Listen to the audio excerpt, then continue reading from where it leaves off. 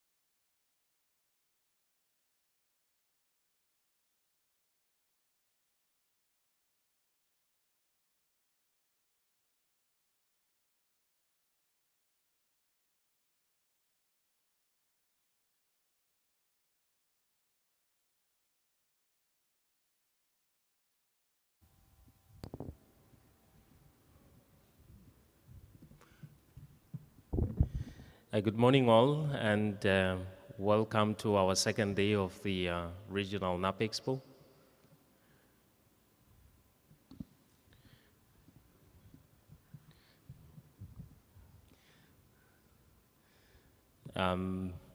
Apology for the delayed start, but I think being the second day, maybe also the rain, a little bit of a delay for some people.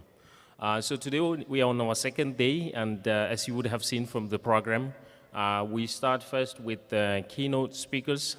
We have two keynotes this morning that is going to tell us a little bit and inspire us a little bit about what we can expect for the rest of the day. I will introduce our keynote speakers in a little while. After that, we do have sessions as we did have yesterday. In the morning, we will have a session on regional approaches and another one under the UN for NAPS. And then later in the afternoon, we'll have a session that deals with accessing finance from the GCF, which will then followed by later in the afternoon at the end of the day on multi-stakeholder engagement in NAPS. As well as accessing adaptation finance for national and regional entities, which is also targeted at direct access entities and national implementing entities. So before we start, I just wish to reflect on what we went through yesterday. At least some of the key points that as we captured.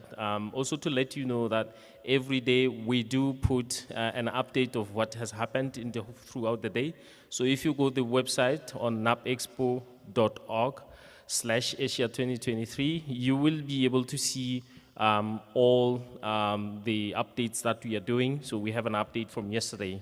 So yesterday actually what came through even the opening part was that 2023 indeed marks an important year to scale up adaptation, which is an important issue because we were talking about the SBI chair, the SABSTA chair in the morning, and the speakers in the morning, they talked about how we are in the adaptation community this year, or the negotiations are looking at a global goal on adaptation, which is going to close the ambition set of the Paris Agreement, plus many of the other work that is happening around, including work on the doubling of adaptation finance, the work that is done by many organizations in trying to develop strong pipeline for projects. And also another thing that was emphasized is that everyone has an important role to play, and we need to expand the stakeholders that are being engaged at the national level and internationally.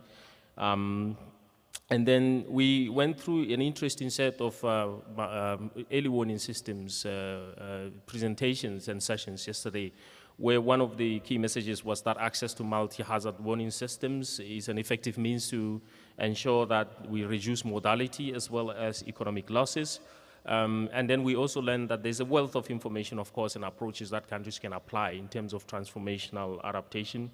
As I said, you can check the bulletin online. So today, as I did indicate, we have two keynote speakers, and I will not waste much time. So I will now introduce our first keynote speaker. Just trying to move to the slide. Just bear with me. Yeah, our first keynote speaker is Ms. Jessica Troney. She has oversight of all programming related to the implementation of climate funds. So this is the Green Climate Fund, the Least Developed Countries Fund, and the Adaptation Fund in UNEP. She has more than 25 years of experience in environment and development policy, of which 20 years of experience is in adaptation in the last 20 years. She will be talking about an analysis of transboundary climate risk in the Euphrates and Tigris basins. And as you would know as well, the WMO, the GCF, they also developed a framework for climate information services on how we can strongly support adaptation to climate change. So may I invite Jessica to the stage, Jessica. And if we can put her presentation on the screen.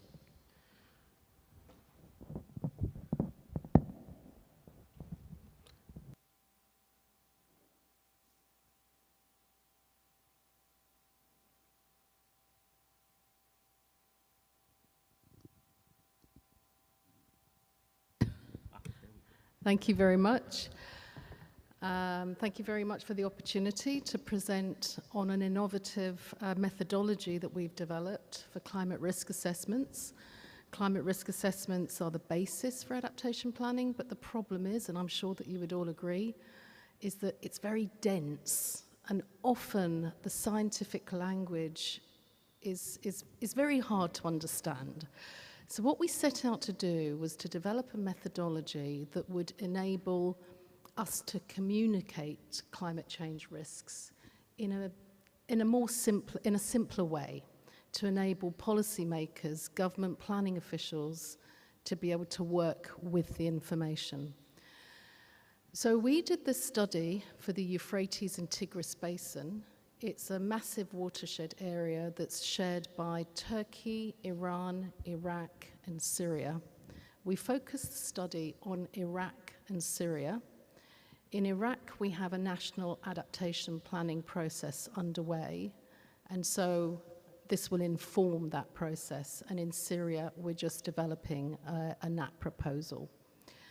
The study was commissioned because we wanted to identify entry points for dialogue on transboundary water management, or at any rate, transboundary natural resource management, because water is quite a political issue. And it was within the context of a wider environmental security agenda. So this was why the study was commissioned. So I'm going to be presenting on these issues. First of all, the background and methodology of the study. Third, a bit of information on observed climate and environmental changes in the basin. Fourth, future climate projections. And 5, and here is the innovation, is the development of climate storylines that incorporate environmental and socio-economic narratives. And 7, how that provided the basis for adaptation planning. And then the next phase. This was done together with the University of Reading. So methodology. The first thing we did was to survey hazards and their impacts in the region and past observed climate and environmental change. The second thing was to analyze the latest climate science using 25-kilometer scale regional climate models under 3 RCP emission scenarios. Fourth was the development of climate storylines to summarize the range of plausible climate futures. The 5th was to quantify the analysis of climate change impacts on water, land resources, health, agriculture, and livelihoods in 2 representative livelihood zones in the country. And then the 5th aspect of this work was to develop infographics and narratives to communicate the issue about climate change risks. So, an overview of the region. The Euphrates and Tigris Basin is at the heart of the West Asia region. It supplies water to around 60 million people for agricultural irrigation, energy production, domestic use, sanitation, and overall economic development. Approximately 89% of the Euphrates River recharge and 40 to 65% of the Tigris recharge comes from winter rainfall and snow in Turkey, the upper riparian country. The basin is already exposed to climate change through higher mean temperatures and precipitation and extreme weather events, floods, droughts, heat, sand and dust storms, and will increasingly be exposed to slow onset events such as desertification and sea level rise. Water availability, quantity and quality is already a critical problem given the naturally arid climate. And this is exacerbated by the absence of an agreed transboundary water coordination and management processes, suboptimal water and irrigation techniques, poor water infrastructure, and water pollution, sewage, agriculture, and industry. The region is highly vulnerable economically. It imports a lot. It has low economic diversification, low productivity and system inefficiencies. And it has many social challenges such as conflict, internally displaced people, and poor public services. A growing population poses additional pressures. The map on the right shows the location of Turkey, Syria, Iraq, and Iran. You can see that Syria and Iraq are lower riparian countries. And the quadrant on the lower right-hand side shows the water dependency of Syria and Iraq, where this study was done. On the bottom row, you can see that Syria and Iraq respectively are dependent on this river system. 72% and 61% of their water needs come from these rivers. However, their contribution to these river systems is very low. In Syria, the contribution to the Tigris is 0%, and the contribution to the Euphrates is 11%. So it's a classic upper riparian, lower riparian issue, where the downstream countries are highly dependent on the water resources, but have very little to do with the recharge of the rivers.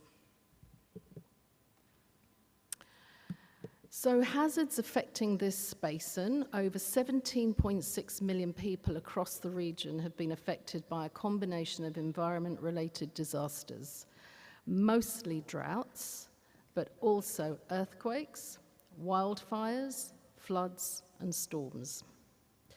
And the graph on the right shows that the disasters affecting this basin are mostly to do with water, hydrological disasters, in other words, droughts, with earthquakes closely following. For example, in the 2021-2022 drought in Syria and Iraq, 13.5 million people were affected. Wheat and barley crop failure was experienced by 40% of farmers. There was a loss of livelihoods, higher food prices. 20,000 people were displaced in 10 Iraqi governorates due to water scarcity. There was an outbreak of cholera in Syria linked to poor water quality in the Euphrates. There were at least 9 sand and dust storms in Iraq in 2022. There were flash floods after heavy rain on hardened soil. But the underlying picture is that there is a complexity of drivers. It's not just climate change, but it is also land use and water resource management. Droughts are projected to become more frequent and more severe because of climate change. Summary of the observed changes in climate and environment. So we've got higher mean temperatures, more frequent and severe sand and dust storms, desertification, and the arrows on the right show the attribution to climate change and the attribution to other human interventions. So mean temperature is due to climate change. More frequent sand and dust storms is a mix of climate change and other human interventions. Less precipitation in the northern part of the basin is due to climate change. Loss of 30 to 50% of the Tigris and Euphrates river flow is mostly to do with other human interventions, essentially damming operations. And depletion of groundwater is mostly due to other human interventions, essentially domestic water use and irrigation. In terms of future climate change, there are 3 areas of uncertainty in the climate model outputs. The first is, of course, emission scenarios. What does the future look like? Which RCP scenario do you use? The second source of uncertainty is the climate models themselves. They're imperfect. Climate models represent some aspects of the climate system differently. So for the same forcing, they can show different results. This can be reduced, but scientific progress is slow, particularly for dynamic parts of the climate system which are poorly simulated, such as wind and circulation, and of course the cryosphere. The third source of uncertainty is internal climate variability, the natural cycles of climate variability irrespective of climate change. So for example, El Niño Southern Oscillation. The graph on the right shows the different magnitudes of uncertainty posed by these different areas. So the orange band is the internal variability of the climate system, but that is the smallest part of the uncertainty. The bigger part, actually, and it's growing, is the RCP scenarios. That's where most of the uncertainty is coming in. The model spread, the ability of models to project the future is the blue band, and it's also significant. So what does future climate change, what is it likely to mean for the basin? It's going to mean higher mean extreme temperatures and heat stress, more sand and dust storms, droughts and widespread desertification, more erratic and strong rainfall events, less precipitation in the northern part of the basin, more precipitation perhaps in the southern part of the basin, and a decline in the Tigris and Euphrates river flow and sea level rise. And the middle band there shows the model's confidence in the direction of change. And most of these models agree on the direction of change, except for precipitation in the southern part of the basin. The last column shows where the uncertainty mainly comes from. So you can see that for the first 3 impact areas, most of the uncertainty is coming from the emissions scenario that's chosen. And for the last 3 impact areas, it depends also on the choice of models. So for example, when you look at temperature, all 3 RCP models show a hotter climate. And you can see the top band is historical change, 1985 to 2005, and the bottom set of diagrams is the change from 2080 to 2100. So for temperature, we're on fairly safe ground about the direction and magnitude of change. Where the difficulty comes in is precipitation.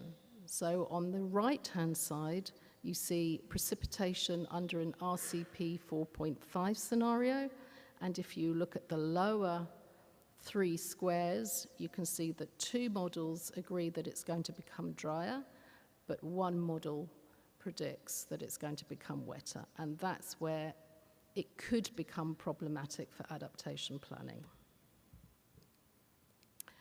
So on to climate storylines.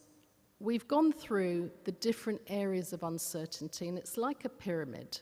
You start at the top. What is future society going to look like? That's one area of uncertainty. What does that mean for GHG emissions? That's another area of uncertainty. What climate model do you use? That's another area of uncertainty. How does that translate into regional climate modeling? That's another area of uncertainty. Impact model introduces other uncertainty.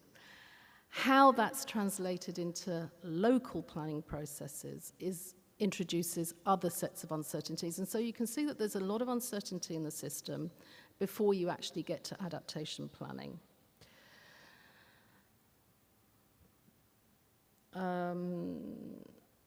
Okay, so let's move on.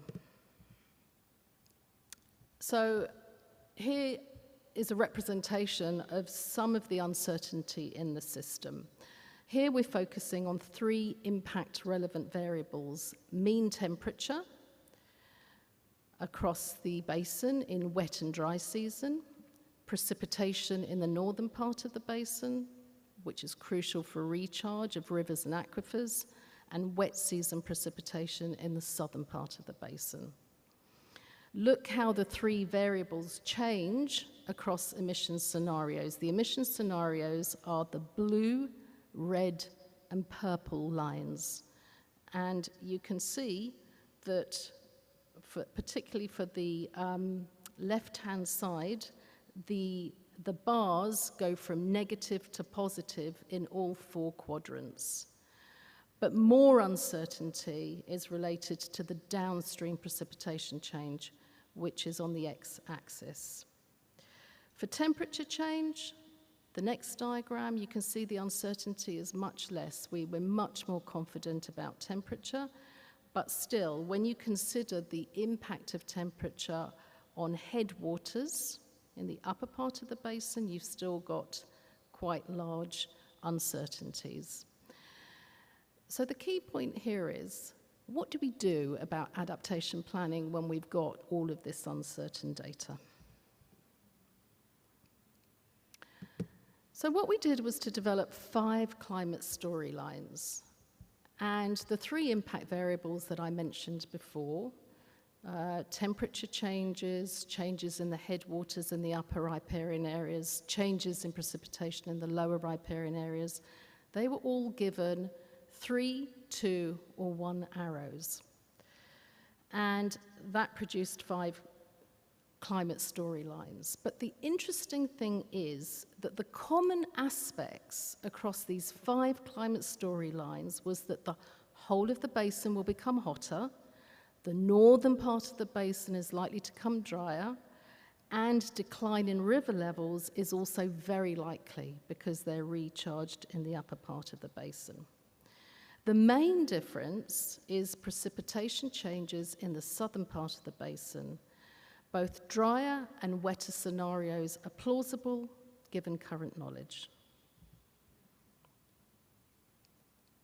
So let's talk a little bit about environmental and socio-economic drivers of vulnerability. This analysis focused on 6 sectors: land resources, water resources, agriculture, livelihood, health, and human mobility. And you can see in this quadrant, the first row is around natural pressures, including climate change. So, for example, desertification, droughts, sand and dust storms, soil salinization, land degradation. And the second row is human pressures. So, for example, increased water demand for households and agriculture, groundwater overexploitation, water pollution from waste agriculture, oil and gas production, population growth, internal displacement, urbanization, past conflicts, mismanagement or abandonment of agricultural and natural land.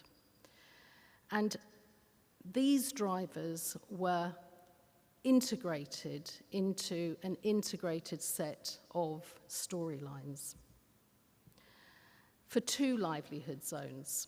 I'm going to present the results for 1 livelihood zone. But you can see the red and the green are the 2 livelihood zones in northwest Iraq, close to the border with Syria. The red zone is a rain-fed wheat and barley producing zone, and the green zone is an irrigated mixed crop vegetable and livestock zone. The first one is close to the Tigris, the second one is close to the Euphrates. So when we looked at these livelihood zones and the challenges, it was decided to choose 2 of the 5 storylines to analyze what these impacts would look like. 2 of the storylines were chosen because within an overall drying and warming of the northern basin, they represent 2 different but plausible magnitudes of change. So the first, you've got 2 rows here representing 2 integrated storylines. The first is hotter and drier, and the second is warmer and slightly drier. And then you've got the indicators: precipitation, temperature, heat extremes, other weather extremes, and river discharge. They all look slightly different depending on which storyline you go for.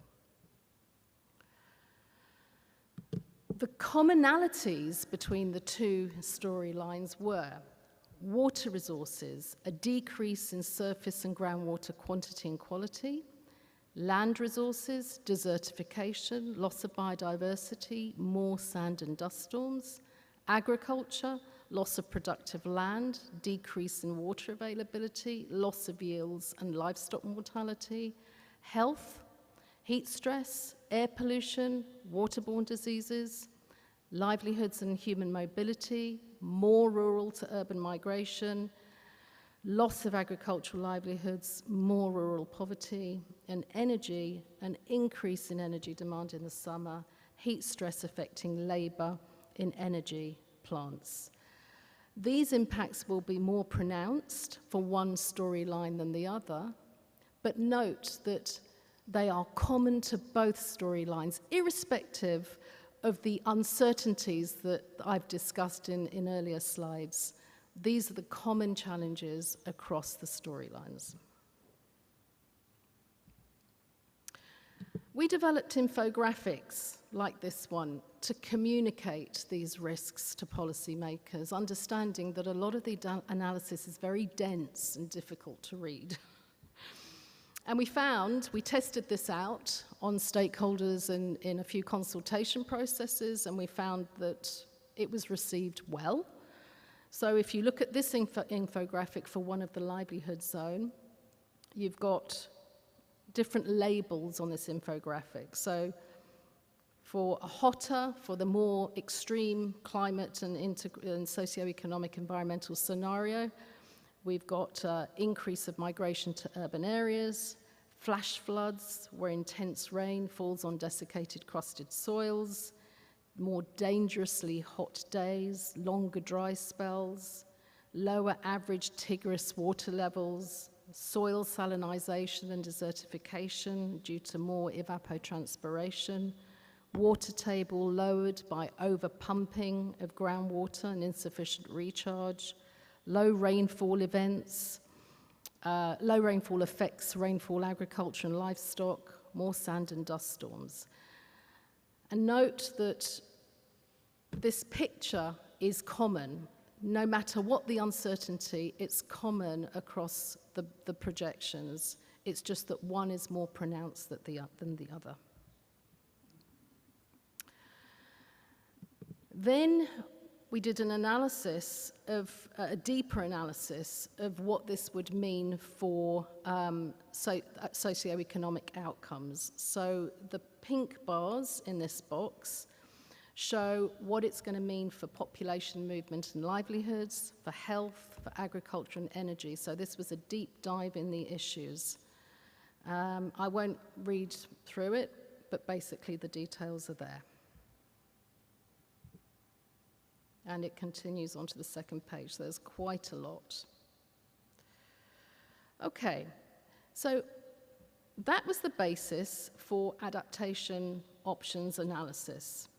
And because, recall, no matter what the uncertainty, the impacts are very similar, we were able to scope out a set of adaptation options that would be good to do, in other words, no regrets measures, no matter what the uncertainty.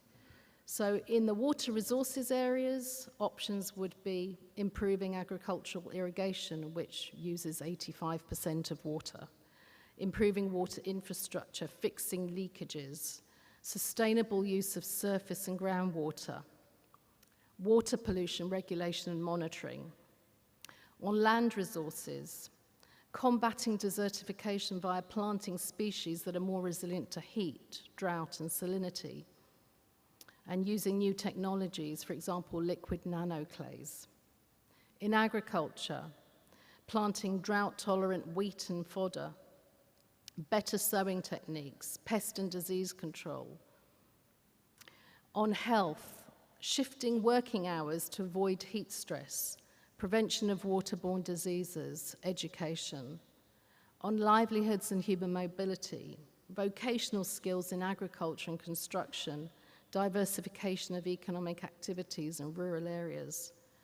And then, of course, transboundary cooperation, which is the most difficult of things.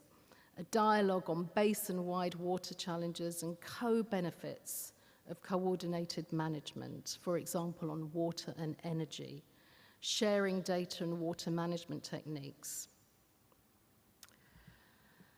Okay, so a last slide then on how we're going to be, okay, this is a summary of the data. I won't go through that, but the last slide is where we take this study. We're liaising with the UN resident coordinator system in both countries to sensitize the RC system on this data with a view to engaging in regional dialogue processes. And then at the national level, through the NAP process, we want to use this data to help build awareness on approaches for adaptation planning and to complete the NAP processes in those countries. So that's it. I hope that that was interesting and it provides food for thought about developing climate risk assessments in your own countries. Thank you for your attention.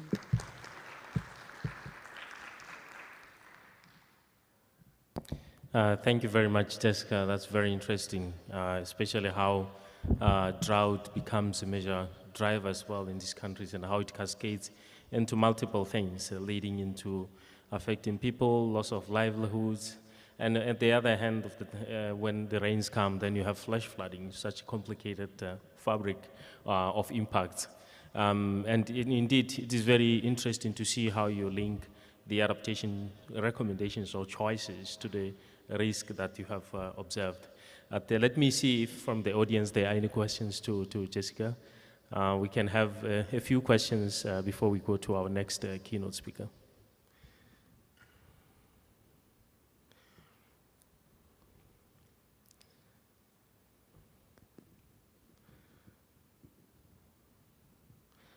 Yeah, we have a question at the back.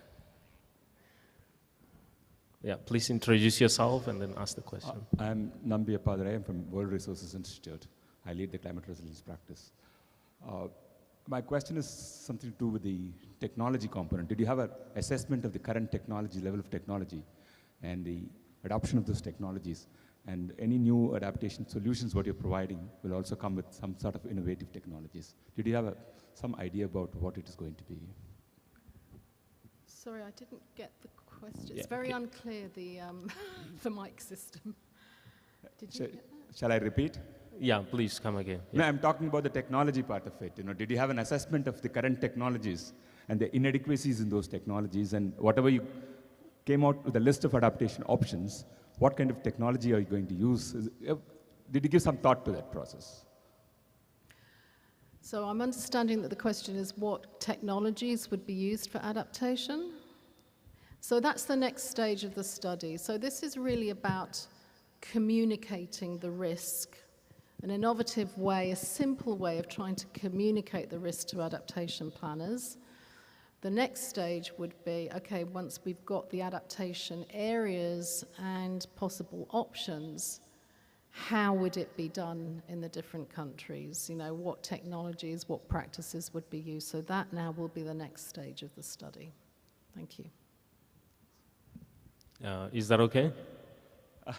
No, yeah, please come on. My question is also, simultaneously one has to have done an assessment of the current technologies which has been in use. So did you have some thought on that? That was my question. One is the future thing, whatever innovations you're going to bring in is different, but at least we should understand where the baseline is. Yeah, absolutely, that needs to happen, but I don't have the details. I don't know that we've come to that yet in the adaptation planning process, but certainly that would need to happen, is understanding what the baseline is and how it needs to be adapted. Thank you. Thank you. Okay, thank you very much. Let's see if we have another comment or a question. Yeah, we have one more question here in the middle of the, yeah.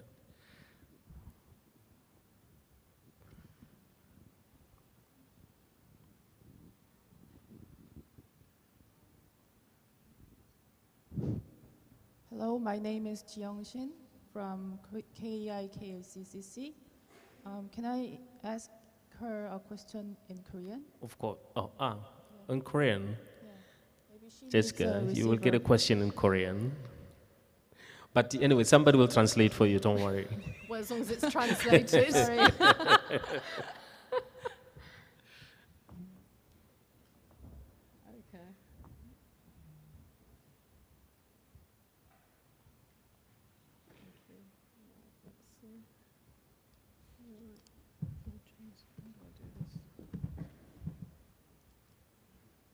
Is this on English? Yes. Oh, yes. Okay. Are you Yes, ready? Yes, I can. Yes. Okay. 불확실성 uncertainty와 관련해 가지고 리스크 그러니까 기후 위험과 관련된 불확실성과 관련된 이제 인포그래픽을 제작을 하셨는데요. 그 불확실성이 정도에 따라서 인포그래픽이 좀 달라질 수 있을 것 같은데 불확실성을 고려해서 인포그래픽을 좀 제작해서 그 스테이크홀더들이랑 소통한 것도 해당이 되는지를 좀 여쭤보고 싶습니다.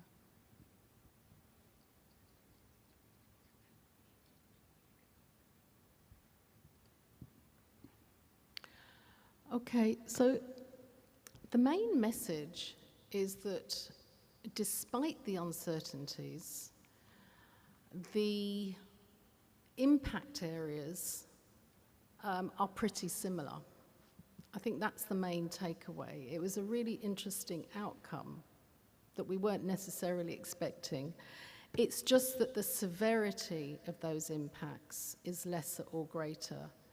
So the main message to policymakers is that you don't need to let uncertainty stop action. No matter where the uncertainty is, no matter what RCP scenario you consider, no matter what RCP regional climate model you use, no matter what the uncertainties are in the impact analysis, all of the arrows are pointing towards these kinds of risks. And I think that that's a very powerful message. And that there is a series of no-regret measures that should be implemented. So the infographics didn't really change very much. It was only really in the severity of the impact where the main difference was. Thank you. Thank you. Okay, thank you very much. Do we have, yeah, we have one more question at the back. Please take the mic to the back.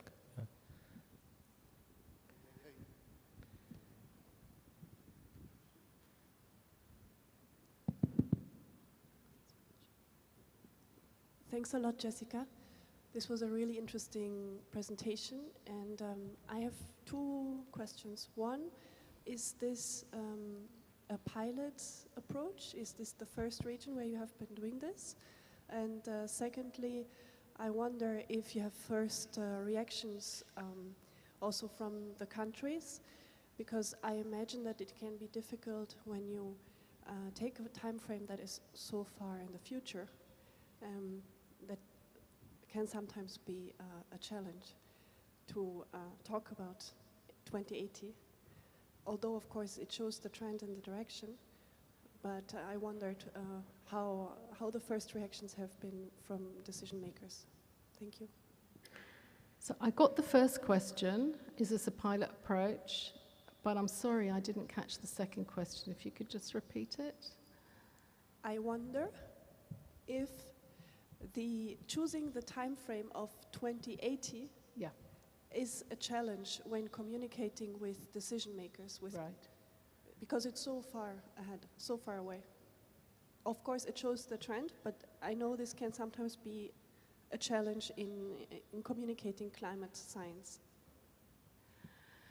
Yes, okay. So first question, yes, it is a pilot approach, but we are advocating for this approach to be adopted in the numerous NAP planning processes that we're supporting governments with.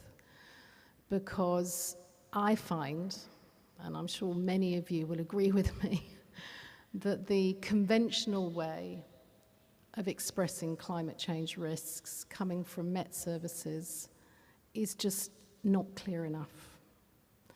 So we really wanted to pilot a different approach, a new approach of communicating climate change risks. And to be clear, I'm not a climate scientist, I'm an economist. So I really struggle with some Met service reports that I see. And I've been working on this area for 20 years, but I still struggle.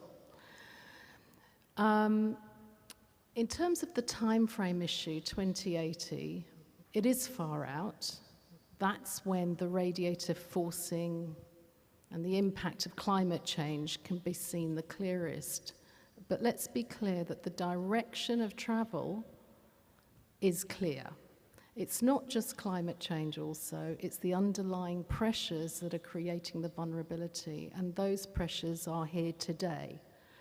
So we chose the 2080, 2100 to show these differences, the climate change forcing impact more clearly, but it doesn't discount the fact that the direction of travel is in that direction. So you can already start to plan, and should in fact start to plan, these adaptation options. Thank you. Okay, thank you very much for that. And in fact, maybe Jessica, to add to what you were saying, we have such cases of integrated vulnerability mapping in the Solomon Islands. It has been done with the help of the SPREP and other communities in there. And I know that the colleagues in Lesotho have done actually similar kind of exercise for part of their communities. So actually, like you said, I think an integrated vulnerability mapping is the way to communicate better, because individually, if you present the climate graphics, they don't immediately communicate information that's useful for decision making. Thank you very much for that. Let's give Jessica a round of applause and then invite my second speaker. I now take the opportunity to invite our second speaker. I invite Dr. Hyechal Jung, the director of the Korea Adaptation to Climate Change Center. He is going to speak about development of impact. He's going to talk about a science-based climate change assessment for supporting establishment of adaptation plan in Korea.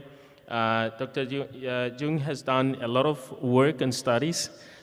He's, for example, done spatial-based climate change vulnerability analysis studies for diagnosis of climate justice among his recent studies. He's also engaged in the studies on establishing an operation of national environment mapping for Korea, supporting the establishing the foundation for regional governments adaptation measures, the vulnerability assessment that has happened in Korea. In fact, we witnessed a lot of the vulnerability assessment and analysis that has been done in Korea when we were here in 2019, quite rigorous work, and we'll be very happy to hear from you. So, Dr. Jung, you have the floor. Thank you. Good morning. My name is Hyechal Jung, the head of Korea Adaptation Center for Climate Change. Today, I would like to introduce climate change impact and the vulnerability system to support national and local adaptation planning in Korea. First of all,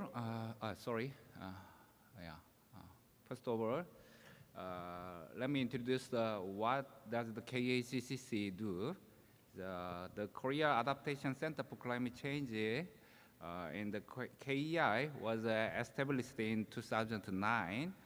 We are mainly supposed to establish the national and local adaptation plan, and we also are supporting to strengthen the adaptation capacity of the public and the private sectors in Korea.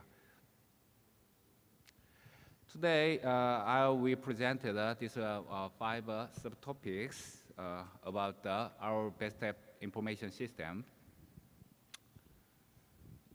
As you know, we already faced extreme events due to the climate change. In Korea, the temperature rise has been observed to be 1.8 degrees Celsius over the past 100 years. It is twice as higher as the global rise. In particular, heat wave and related impacts are increasing more recently. The KMA, Korea Meteorological Administration, projects that if this trend continues, the temperature in Korea in 2050 will increase by 3.2 degrees. Precipitation will be increased by about 16%.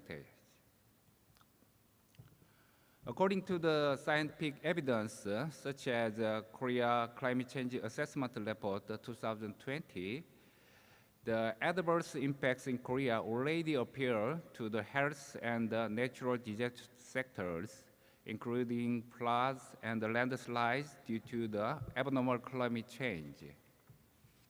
In addition, the current main crop production area is moving loss, and extinction of coniferous tree species in subalpine mountain area is expected. In order to adapt to these adverse impacts, not only the central government, but also including 70 provinces and 230 basic local governments have established their own adaptation plans. The best step system has been developed as a scientific analysis tool to support science-based decision-making in adaptation planning processes. We established a national adaptation plan 3 times. In 2020, the Korean government has been established the third national adaptation plan as a 5-year rolling plan in order to reflect the new information in the IPCC AR6 report and strengthen adaptation implementation. The government also enhanced the third National Adaptation Plan again. According to the guideline for adaptation planning of the Ministry of Environment in Korea, the steps in red box suggest the use of information about the current and the future climate impact and the vulnerability. The best step system contributes to identify the priority of adaptation and the cause of vulnerability to choose adequate adaptation measures. This is a very famous figure.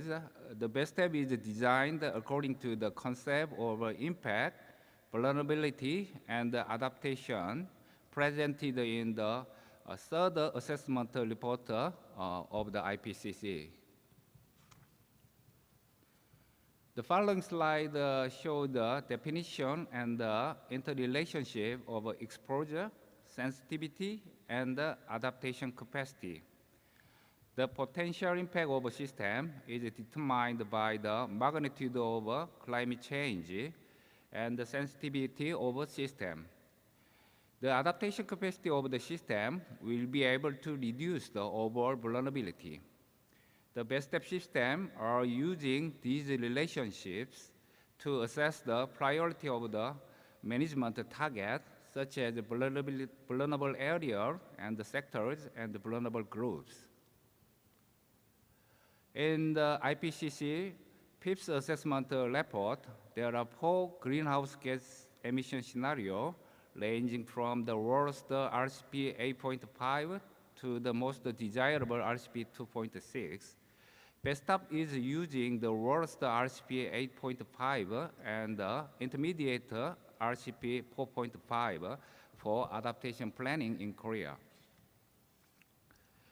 The KME conducted global climate modeling based on the previous 4 RCP emission scenarios through their HARD-GEM2 AOGCM model, and they dynamically downscaled in the East Asian region using the 5 regional climate models.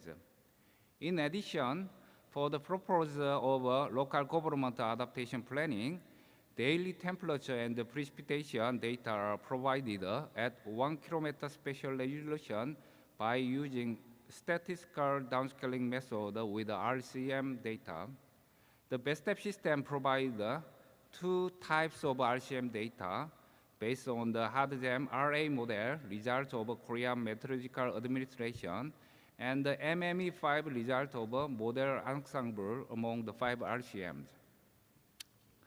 We think the main purpose of vulnerability assessment can be for providing the scientific evidence for adaptation decision making and social consensus for resource sharing.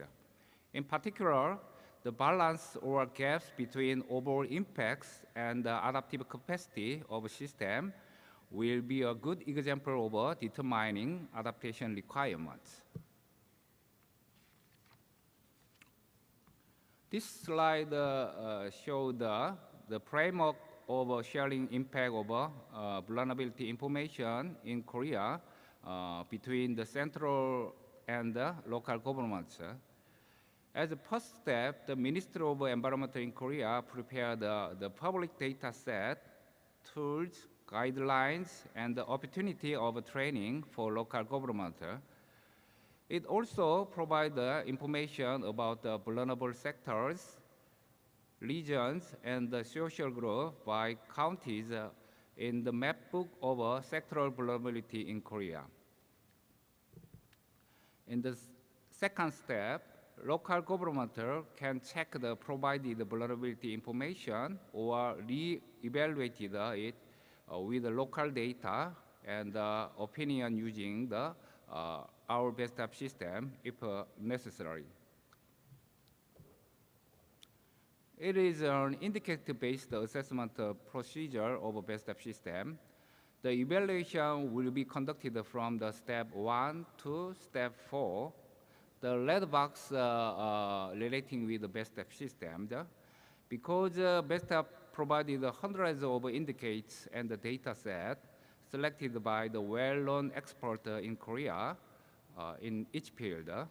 The project manager of adaptation planning can easily select the items and indicate. This is the main screen of the example of best app various output presented in the form such as a table, pictures, or maps. This is an example of use of output from the best app system in the reporting the adaptation plan. They directly using our figures and the table data. Currently, best app consists of seven main sectors with 57 items.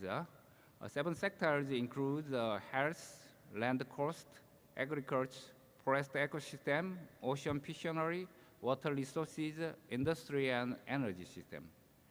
The target period can be evaluated for current 10 years and the future period from the 2001 to 2050 based on the RCP 4.5 and the 8.5 scenarios. This table shows the 7 main sectors and 57 items for vulnerability assessment in a best app system. They have been added step by step since 2015. The selection of the 57 items was made after stakeholder surveying, including government office and the expert in the field.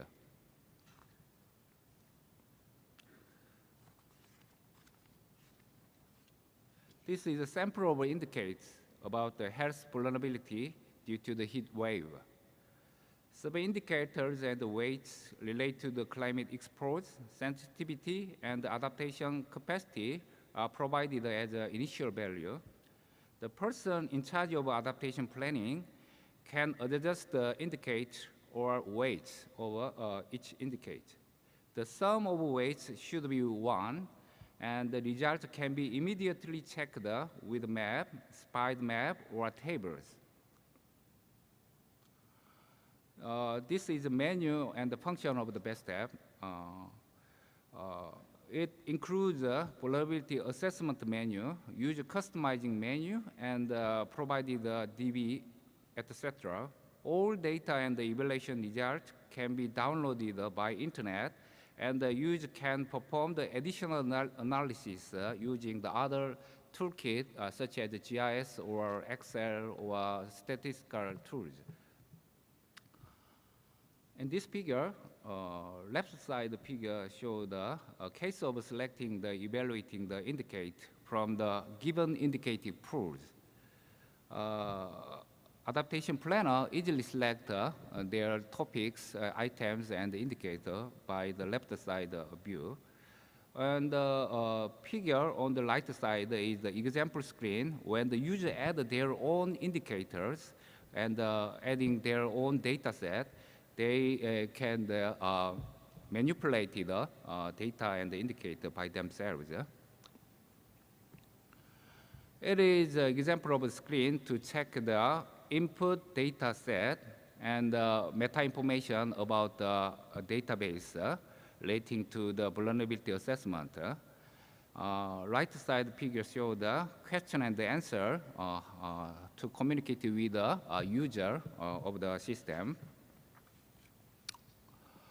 This is the information about the climate exposure data set.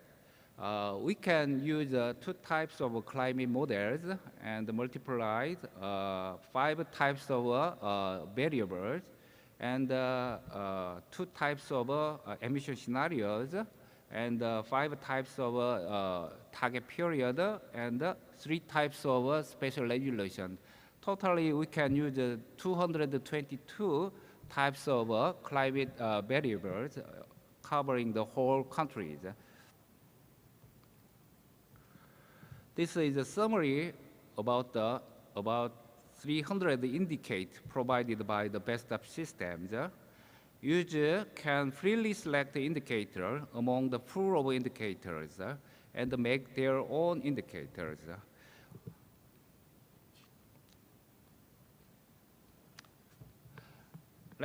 Let's assume you can use the best app actually. We need to approval to entering this system. You need the ID and the password.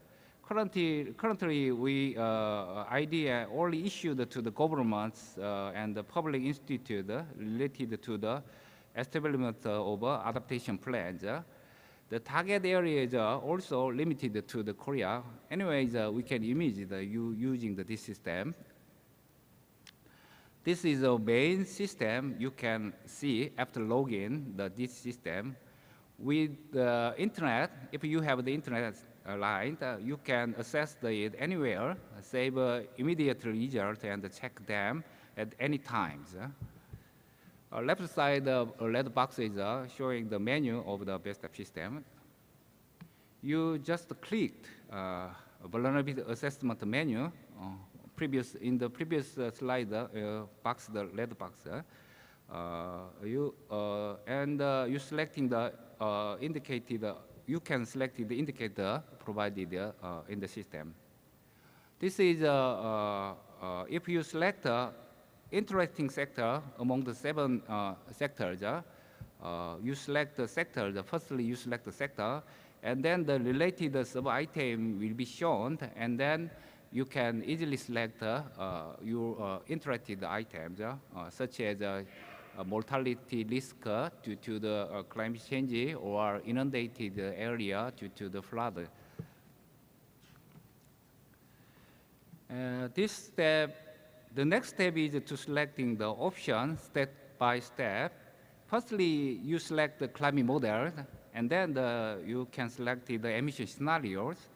And then you can also slide a target period and the target region, and then you can just click. And we move to this screen. You are ready to starting the vulnerability assessment. We are now ready to evaluate the vulnerability for the selected time period, region, and the item that you want. And we select the indicator and adjust the weight to produce the variable results.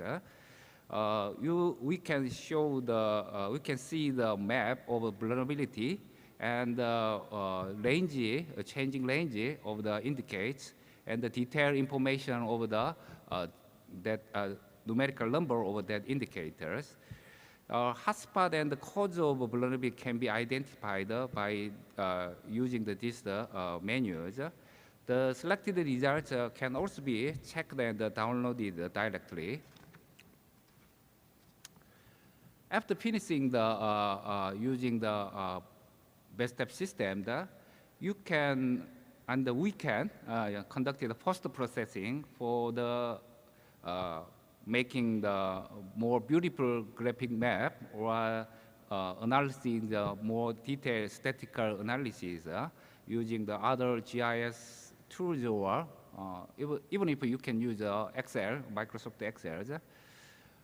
And then this is an example of identifying the key vulnerable area or vulnerable group or vulnerable sectors. We selected the vulnerable area by considering the overall change of vulnerability or by grouping the region needs more adaptation measures.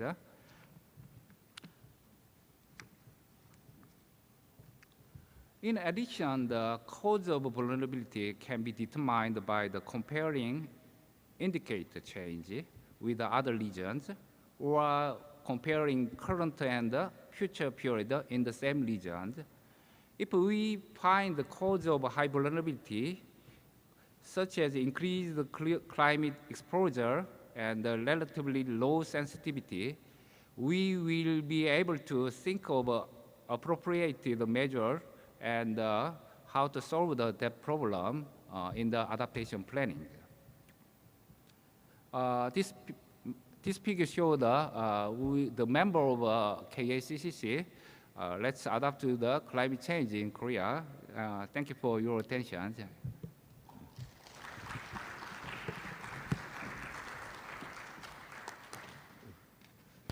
Thank you very much, Dr. Zhang. Very interesting analysis and model. I like the index-based vulnerability assessment. It reminds me of many index-based approaches that we use, including in the medical field. I wonder if this is promising, how we can be able to objectively get the results of the vulnerability and make better decisions. I have some questions myself, but I wonder whether there are questions from the floor as a start. Yeah. We have a question in the middle, in the table in the middle. This is the most active. We're going to give them a medal.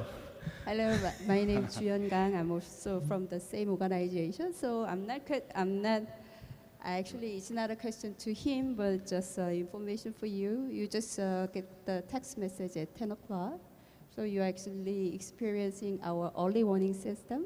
It's our early warning system written in Korea. It says that there will be a hard raining in this region.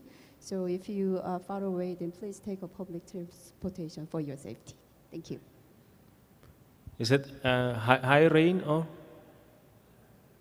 rainfall? What's the risk?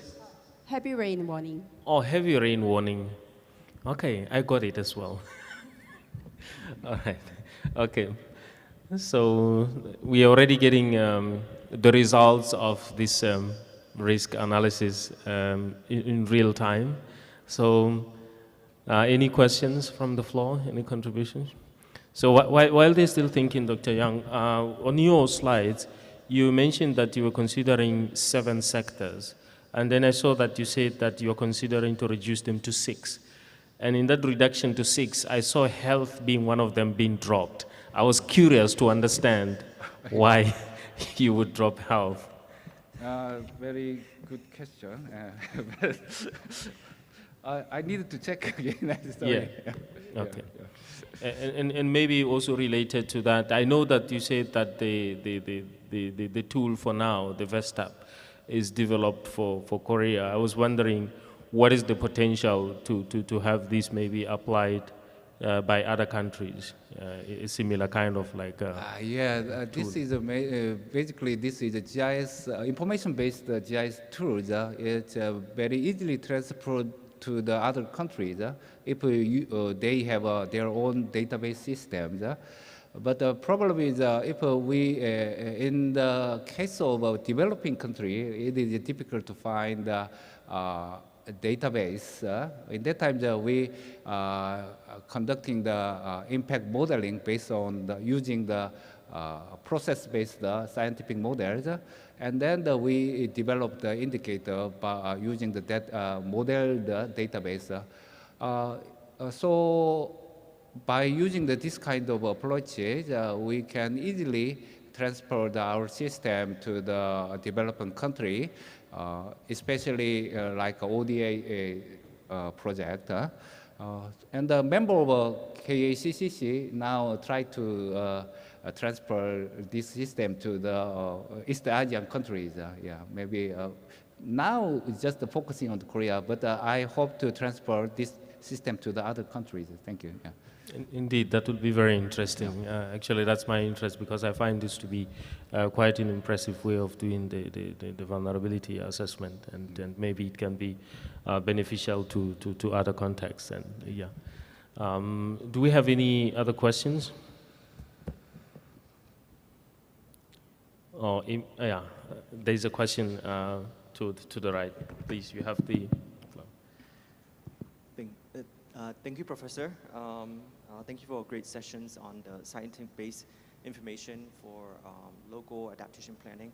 My name is Vatana Cheng from NCDDS, the DAE to Cambodia for local government. We are exactly, your session bring a lot of insights to us. Some of the challenges for our local adaptation planning, it's really accessing to credible data and modeling system. So at the moment, we are working with the Ministry of Environment on their national adaptation planning, and in part of that is, gathering local database and to create modeling. Some of the work that GIZ has been producing is still currently being adopted in Cambodia, but of course, assistance in TA in terms of capacity development and advancing the modeling system would be advantageous for our planning process. We do at the moment in our national adaptation planning is to integrate into our local government development plan investment. So I think the vulnerability assessment at the ground level would be quite advantageous to the policymaker as well as the implementer itself. Thank you. Just a comment.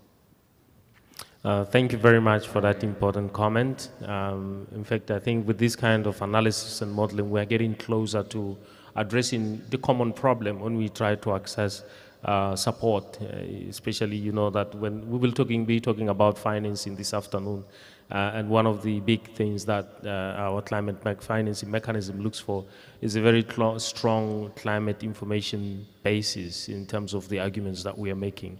And I think getting deeper into these risk assessments, risk analysis, and a good set of models is a good way to get into that direction. Including from the first presentation from Jessica, I think this is very impressive to have this vulnerability mapping that looks at multiple factors and be able to present results in the ways that we are able to make decisions easy. Do we have another question or input?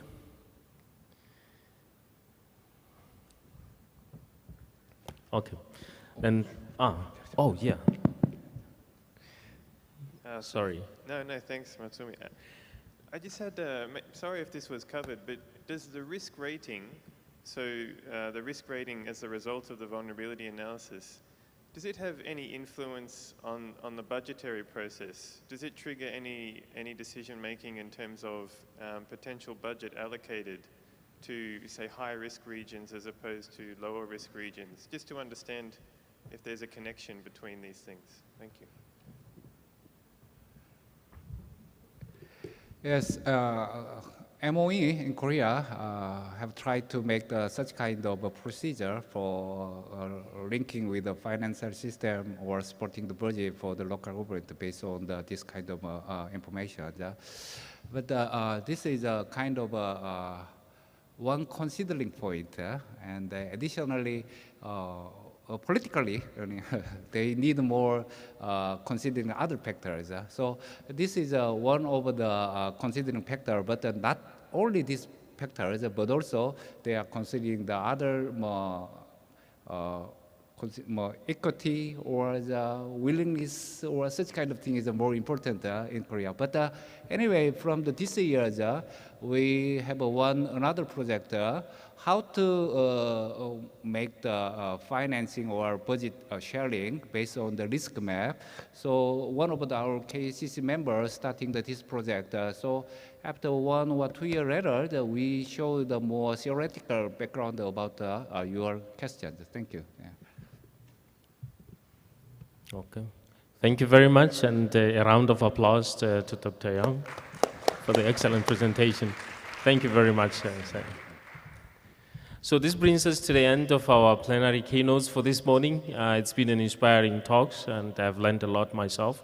So I'm going to invite the people that will be running our parallel sessions today to say just a few words about what to expect in the day And maybe the technical team can help me put my slides up so that I can show the sessions that we are coming to have today. And just while the slides are coming up, just to let you know in terms of how the flow will go from today until tomorrow, the sessions that are associated with the regional NAP Expo will go till noon tomorrow. But before noon or after the morning tea, we will have a plenary session where this is the session that you see labeled 3.2. This is where we will be talking about the outcomes or key highlights from what we've been doing. So it will happen in the ballroom, I think ballroom AC, Cheyong will correct me if I'm wrong. It will happen in ballroom A and B, where we will be talking about the overall summary of where we are with the Expo. Otherwise, today we have, as I indicated, we have sessions on regional approaches. We have one on UN for NAPS. We have also GCF session on accessing funding, and also two others. May I invite, maybe we can start with the one on UN for NAPS. Let's see. Yeah, maybe Angela, you can say a few words on what we can expect today.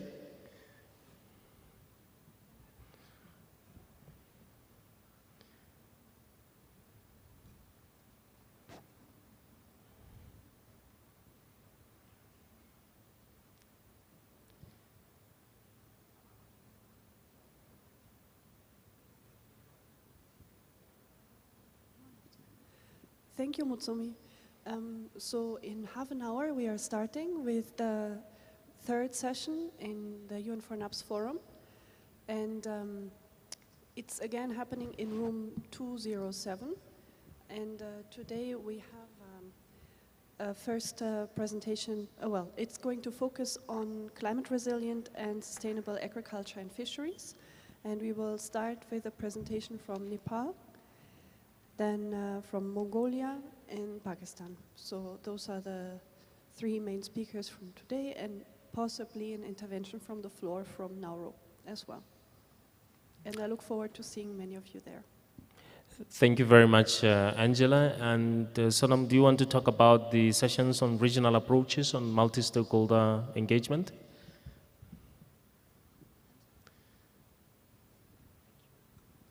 Thank you, Motsomi. So we have the session on regional approaches right after this, after the break. I think as discussed in earlier presentation today, we have seen how climate change does not limit within boundaries of countries, it spreads across nations. So this particular session will focus on entry points and success stories on regional approaches. We'll have speakers who will talk about good practices and how we might be able to promote regional practices. That's the session happening in room 206, so we hope to see you there. We have the afternoon session on multi-stakeholder engagements.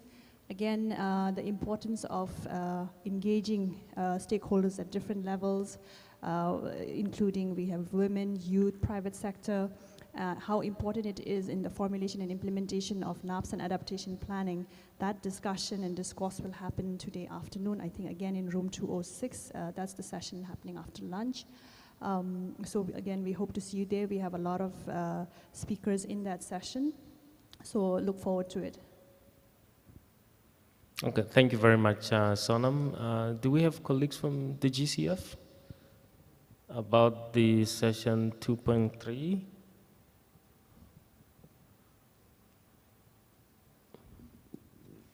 Hi, sorry, I'm not the GCF, I'm UNDP. We're actually leading this session. So the Accessing Adaptation Finance, this is specifically targeting national and regional entities who would like to discuss some of the ways in which UNDP has accessed climate finance through the vertical funds, which are the GCF, GEF, and Adaptation Fund. So we have actually panelists from UNDP, GCF Secretariat, and the Adaptation Fund Secretariat, who will present on experiences, guidance, best practice tips, specifically targeting our direct access partners and national implementing entity partners. So I hope to see everyone there. And yes, it'll be a joint session, but led by UNDP. Thank you. Thank you very much for that interaction. And just to indicate that we will reconvene here in the plenary tomorrow after the morning tea. So from now, we will go into the sessions that have just been introduced. Tomorrow morning when we come at 9 o'clock, everyone. We will start with the sessions as well. Again, 2 other sessions on scaling up, support for transformational adaptation action at the local level, which is led by our colleagues from UNCDF. And also another session on from evidence to action that is led by UNDP and UNEP. And we will also have one more session on UNFANAP. So we have an interesting morning tomorrow. So looking forward to seeing all of you at 8:45, so that we'll all start at 9. Otherwise, please enjoy the rest of the day of the events. At the end of every day, as I indicated, we do post an update of what has gone through the day, so that at least you can have a sense, even if you didn't attend all sessions, you have a little bit of an idea of what went on throughout the whole day. Additionally, also, we have the NAP Expo website, which is napexpo.org/Asia 2023, where you will find all the presentations that are being made here at this Expo, including by our important keynotes. So please do visit the page and access the resources that are available there. Otherwise, if you have any questions, Angela, myself, Sonam, we are always here around in the corridors. Thank you very much and see you later.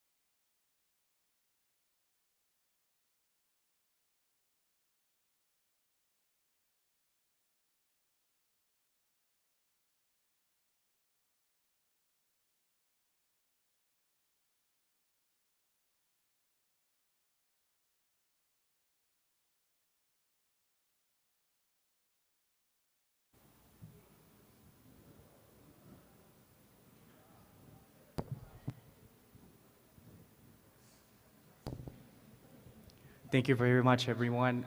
We will start our session shortly.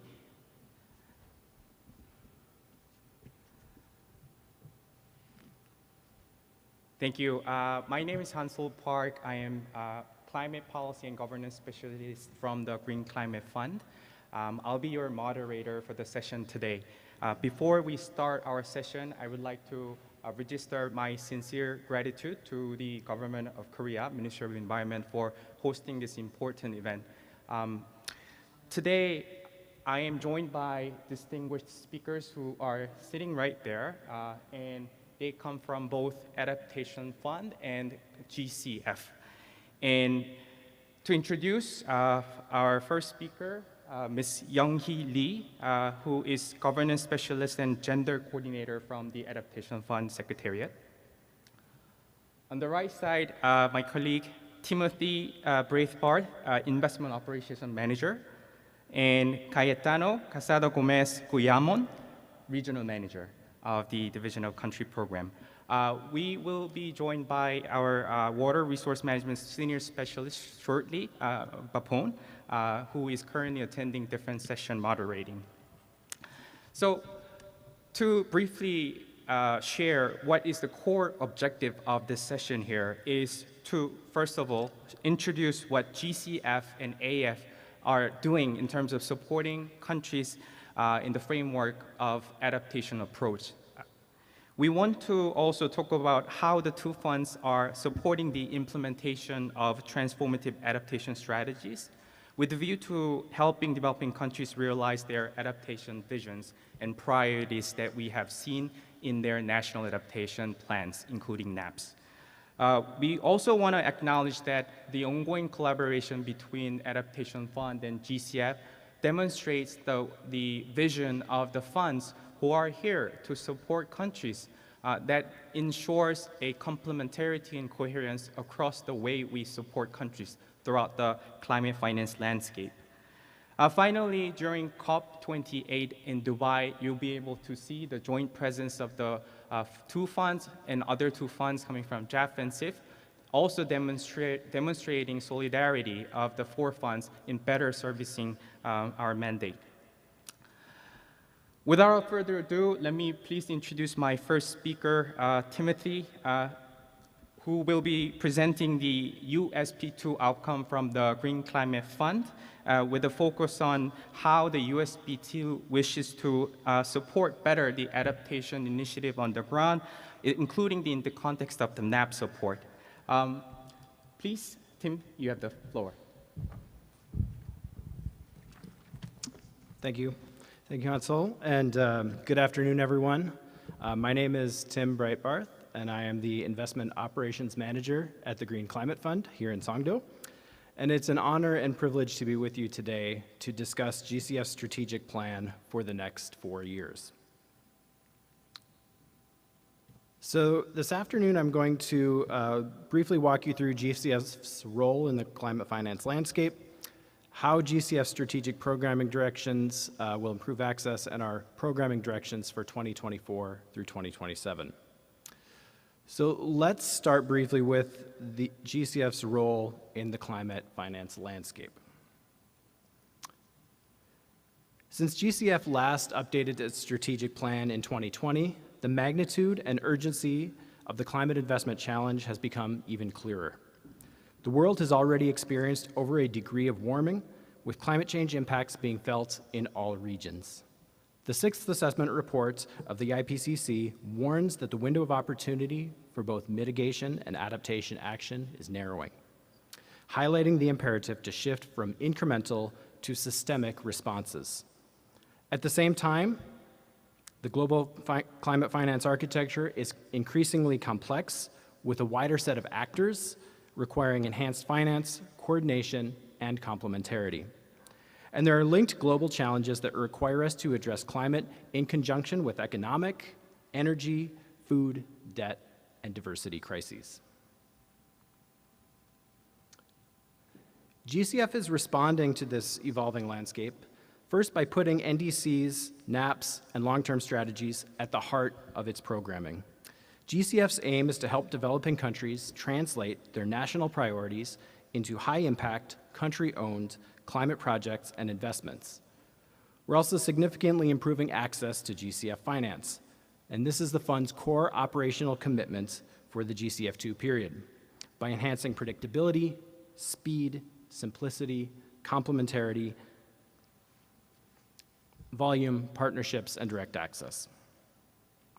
There are linked global challenges that require us to address climate in conjunction with all these factors.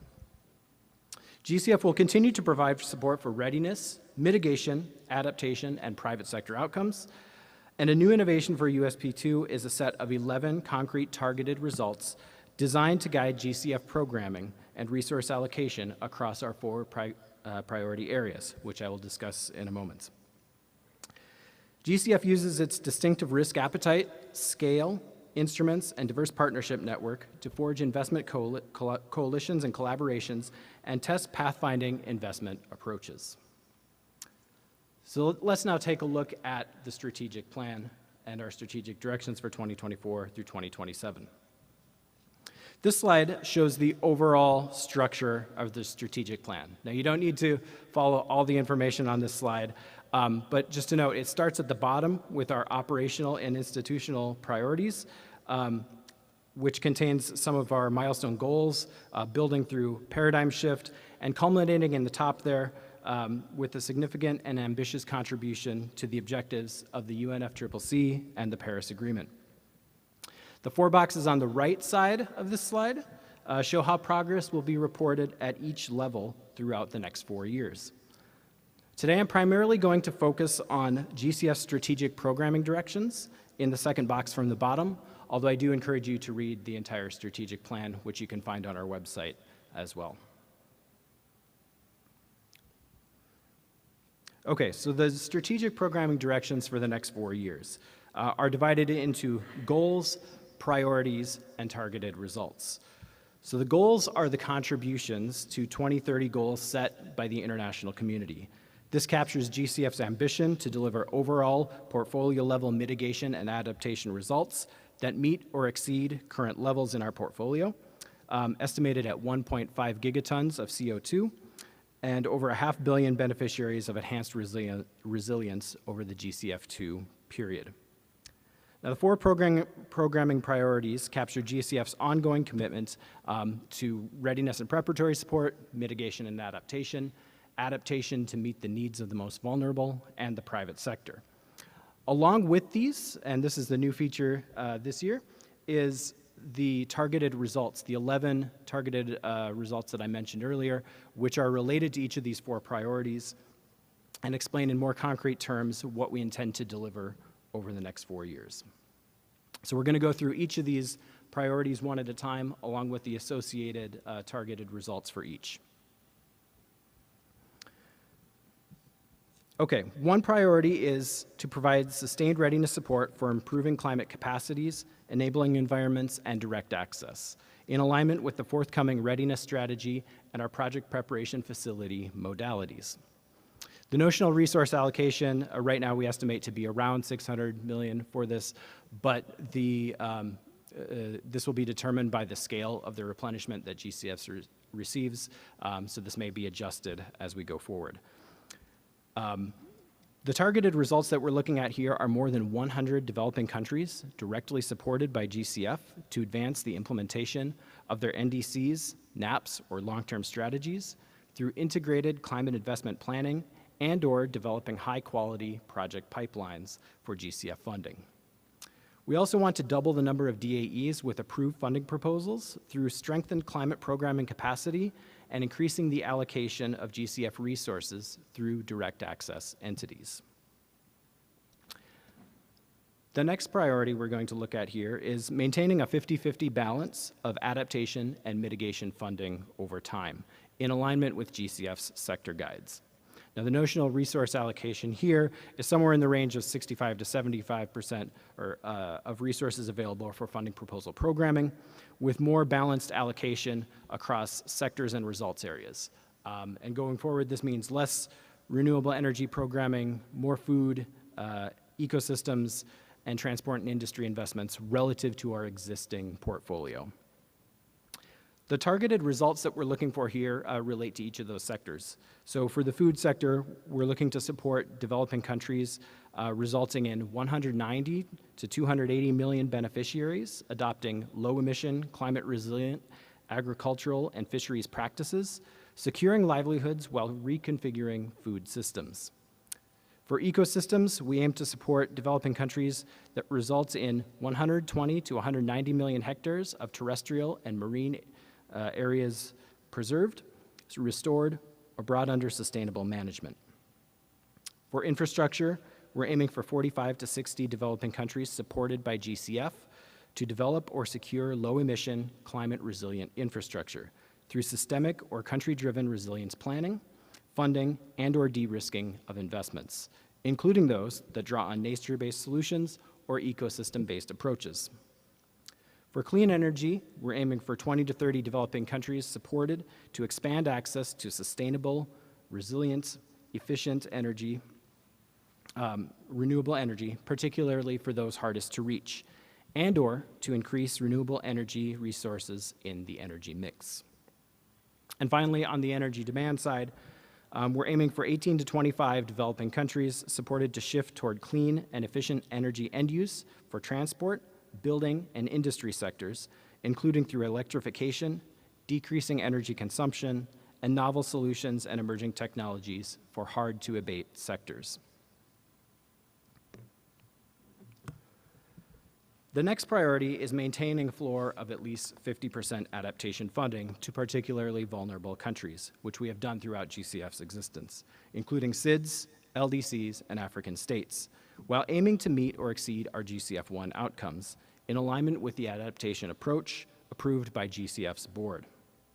The notional allocation for this is somewhere in the range of 12 to 15% of resources available for funding proposal programming, and our targeted results are in the climate information and early warning system space, with 50 to 60 developing countries particularly vulnerable to the adverse effects of climate change, protected by new or improved early warning systems, and 40 to 70 approved proposals for adaptation projects, including locally led adaptation action.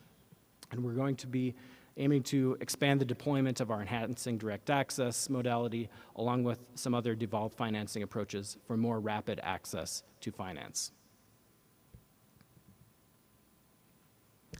And last but not least, on the private sector side, we have a priority to increase the share of funding allocated through the private sector facility, in alignment with GCF's private sector strategy.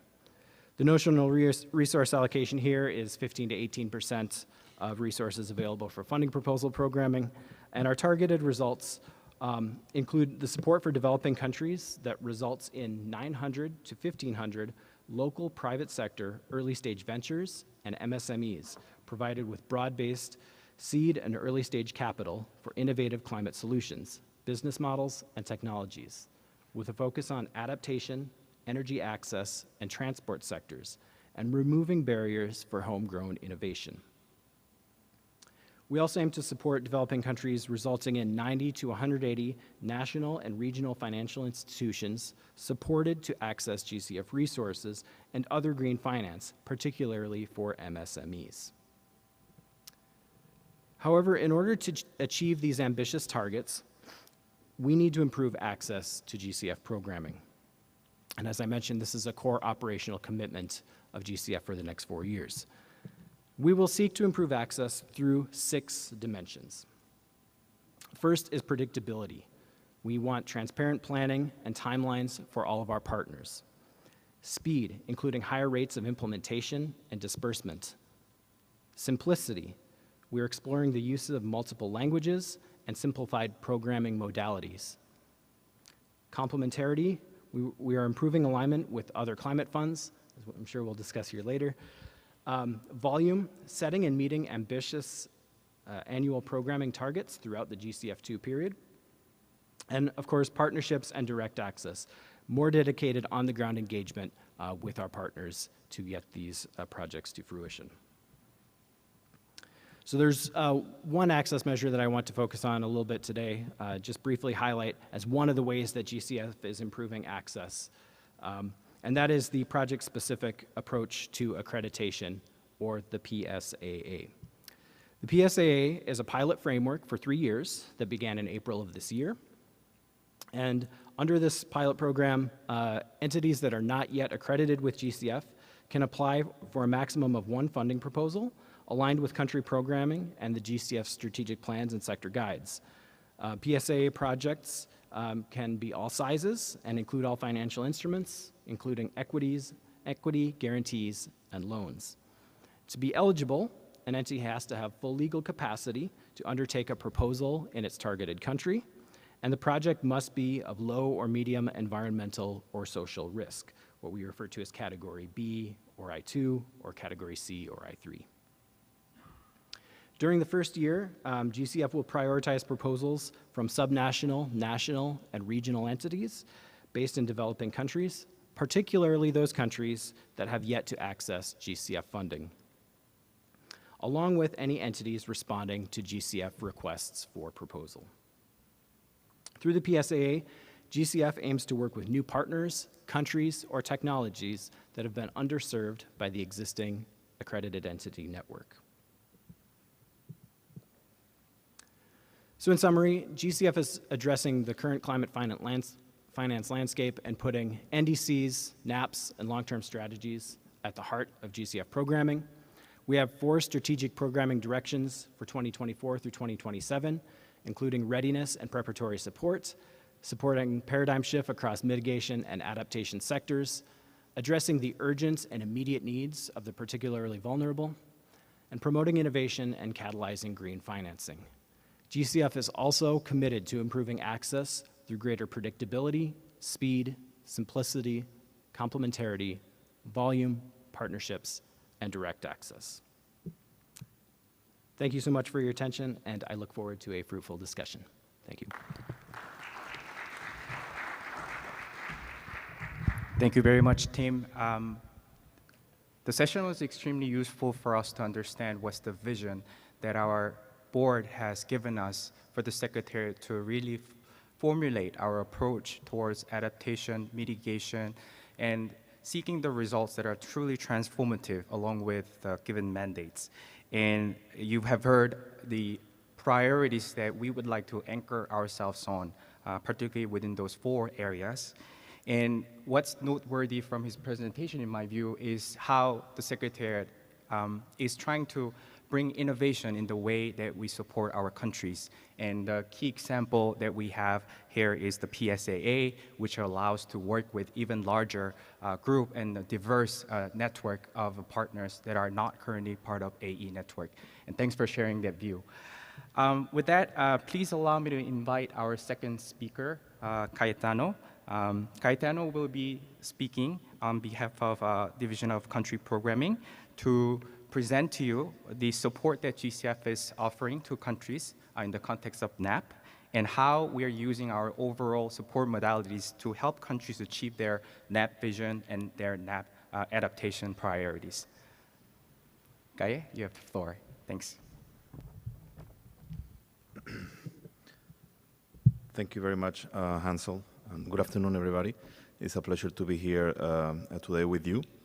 My name is Cayetano Casado. I'm the regional manager for Latin America, so wrong region.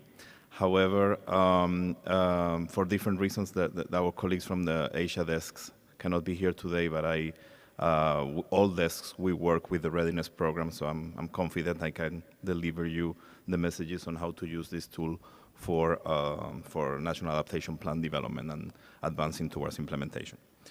So we've heard from Tim the importance that GCF places in adaptation for the next 4-year cycle. And now I will focus on the readiness program. The readiness program is the largest technical assistance program for accessing climate finance. And one of its key objectives is supporting NAP development and advancing towards implementation. So how does the readiness support fit under the overall support that the GCF can provide? The readiness program, as the name of the program suggests, is a technical assistance program that is helping countries get ready to access climate finance. And this climate finance might be climate received from the GCF, but also from other sources. The support that Readiness provides is soft in nature, it's technical assistance, but it helps capacity development of our national determined authorities or other key stakeholders in the countries, as well as the entities that will work afterwards in our projects. It also helps with developing strategic frameworks, so that is policy development, market incentives. It also helps with data gathering and data processing that will inform later the development of project ideas. And of course, it supports the development of the first steps of the project cycle. What we in GCF, it ends with the concept note for GCF, but it also can support the development of similar processes for other financiers. This is the first step of support that GCF can offer, but it's connected to others that come later in the project cycle. And the next step is the project preparation facility.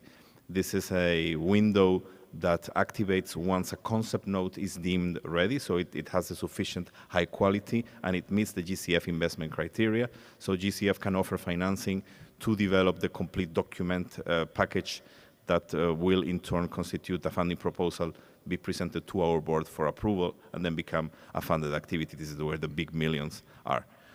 So it's all a cycle that is connected, that GCF offers supports throughout the project cycle. So as I was saying, Readiness is this first step. It's designed to strengthen the institutional capacities, governance mechanisms, and planning and programming frameworks for the purpose of establishing a transformative long-term climate action program for countries. It has 5 objectives, and let me first refer to everything except adaptation. So there's the objectives: 1 on capacity building, 2 on strategic frameworks, 4 on pipeline development, and 5 on knowledge, learning, and sharing. These all are financed by the annual cap. So every country has the right to use $1 million per year to support a diverse range of activities under those 4 objectives.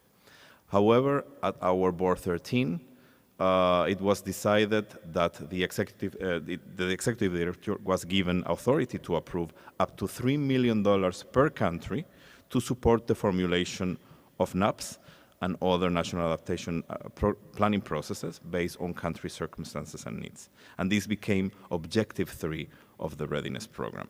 This is $3 million that countries can access at any point in time. It's not linked to an annual time frame, such as the other 4 objectives. And it constitutes proposals that are normally longer than 12 months. We have countries that submit 1 proposal for the whole of the 3 million, or a couple of proposals connected for a fragmented amount of that total volume of financing. Here we can zoom on the 4 objectives of the 4 outcomes, under Objective 3. We have the first one that is focusing on adaptation planning, governance, and institutional coordination. So strengthen capacities and put in place the necessary steps to make sure that you have all the right actors in place and the information is flowing adequately. Outcome 3.2 is evidence basis to design adaptation solution for maximum impact.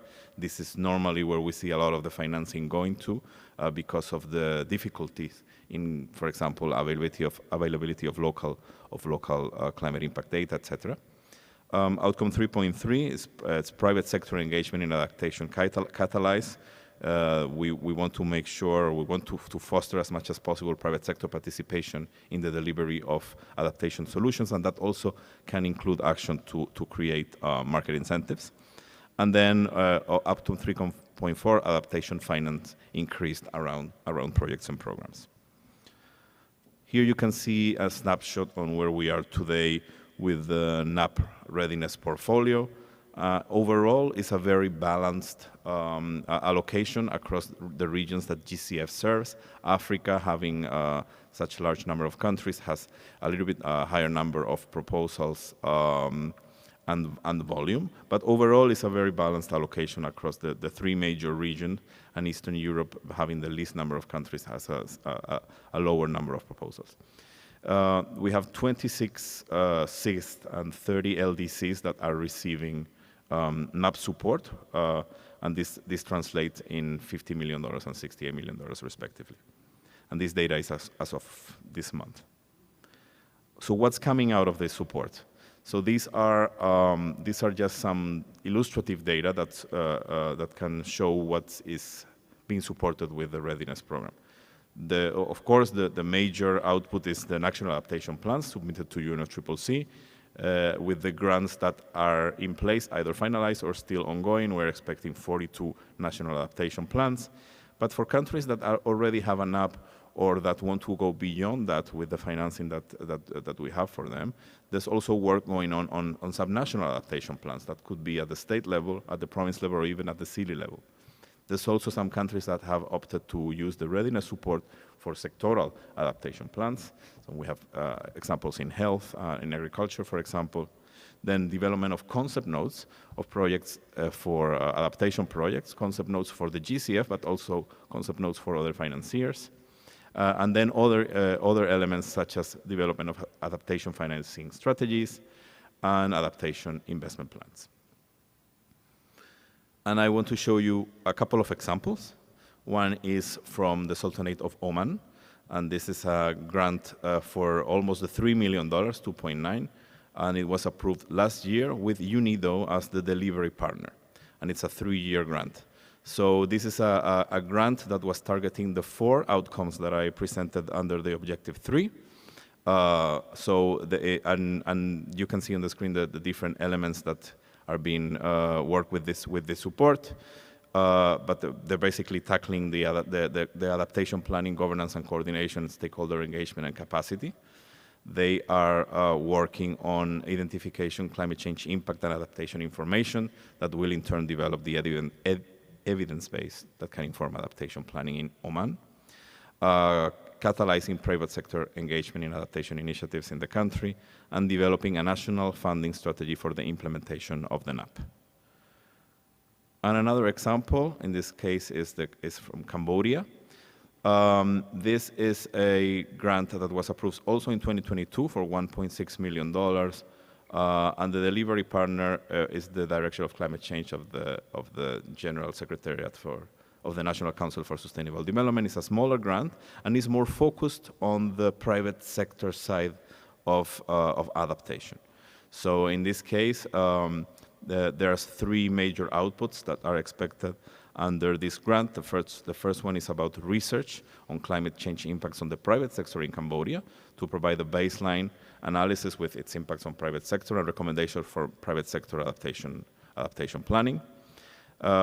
Another output is to produce informational radio programs which will illustrate case studies, climate vulnerability and risk, and link them to elements of the NAP process. And finally, the last output is producing information about Cambodia's NAP process and disseminated it throughout the country. So this is an example of a smaller grant, but targeted, in this case, around private sector engagement. So what comes in the next 4 years? Tim was mentioning in his presentation that one of the strategic directions is related to readiness. And he mentioned something very important, which is the bridging the gap between NDCs and NAPs and actual investment. So this is precisely what we are looking at for the next 4 years in the support through readiness. You may be aware that COP27 asked the Greek climate funds to enhance its support for adaptation for countries. And the way to enhance that support is precisely through the readiness program. So we are considering, and this is yet to be approved by the board, but this is the idea that's on the table right now, is to have an additional $3 million available for countries that have exhausted or advanced or are well advanced in the exhaustion of the first $3 million allocation to continue advancing the priorities stated in the NAPs towards implementation. And how do we conceptualize those steps is what I'm showing here on the screen. We have developed in collaboration with the NDC partnership, we have developed this climate investment planning framework. This shows the progressive steps that developing countries can take to move from their NDCs and NAPs, which are at a somewhat high level, towards identifying, designing, and implementing climate investment projects. And this is true both for mitigation and adaptation, but with the subsequent 3 million, this money could be used for adaptation priorities. So this framework is divided into 2 big phases. The first is the country planning phase, which means that all the activities that could be undertaken here will be relevant for the country as a whole, irrespective of whether this finally materializes in a GCF project or not. And then the second part, the finance mobilization part, is going to be more targeted towards GCF financing. So, by the way, this is an illustrative framework. It's not a compulsory framework. It's just the way we envision, the steps we envision that need to be taken for countries to advance for NDC towards investment. And of course, countries are free to follow this or other frameworks, but just to illustrate the kind of activities that can be supported by readiness. And I know it's super small, you cannot see it on the screen, but I hope when the slides are disseminated, you will be able to see. The bottom row of this slide shows the type of activities that can be supported with readiness, with readiness funds. So just to give you a couple of examples, stage 1 is about implementation and planning. So it's about how countries can plan the implementation of their NDCs and NAPs, and this includes working with institutional arrangement, stakeholder engagement, and the type of activities that can be supported here with readiness include the development or strengthening of coordination mechanisms, capacity building of a range of institutions, sectoral planning, etc. And the second step is about identifying investment needs and prioritization. And so here it's about looking at the evidence-based investment needs identification, cost-benefit analysis, investment prioritization, development of policy instruments, et cetera, et cetera. So readiness is able to support countries in these and other activities. And as I was mentioning, and this is the last slide, as countries advance in developing the stepping stones for those investment to happen, then we start to look at what GCF can support following the rest of our project cycle. And here we can also offer support from the readiness program for the development of country programs or country investment plans, for the development of concept notes as it was done up till now as well, and also support other elements that will then in turn allow countries to have high quality concept notes and access other GCF financing, such as the project preparation facility that I was mentioning earlier. So readiness can continue to be used to support these steps. As I said, this is under discussion. The board has to discuss it and decide whether they want to approve it or not in October, but this is the idea that's currently on the table on how the GCF will respond to this COP mandate to continue enhancing the support for adaptation. So let me stop here, and happy to answer any questions later. Thank you. Thank you very much, Kaye.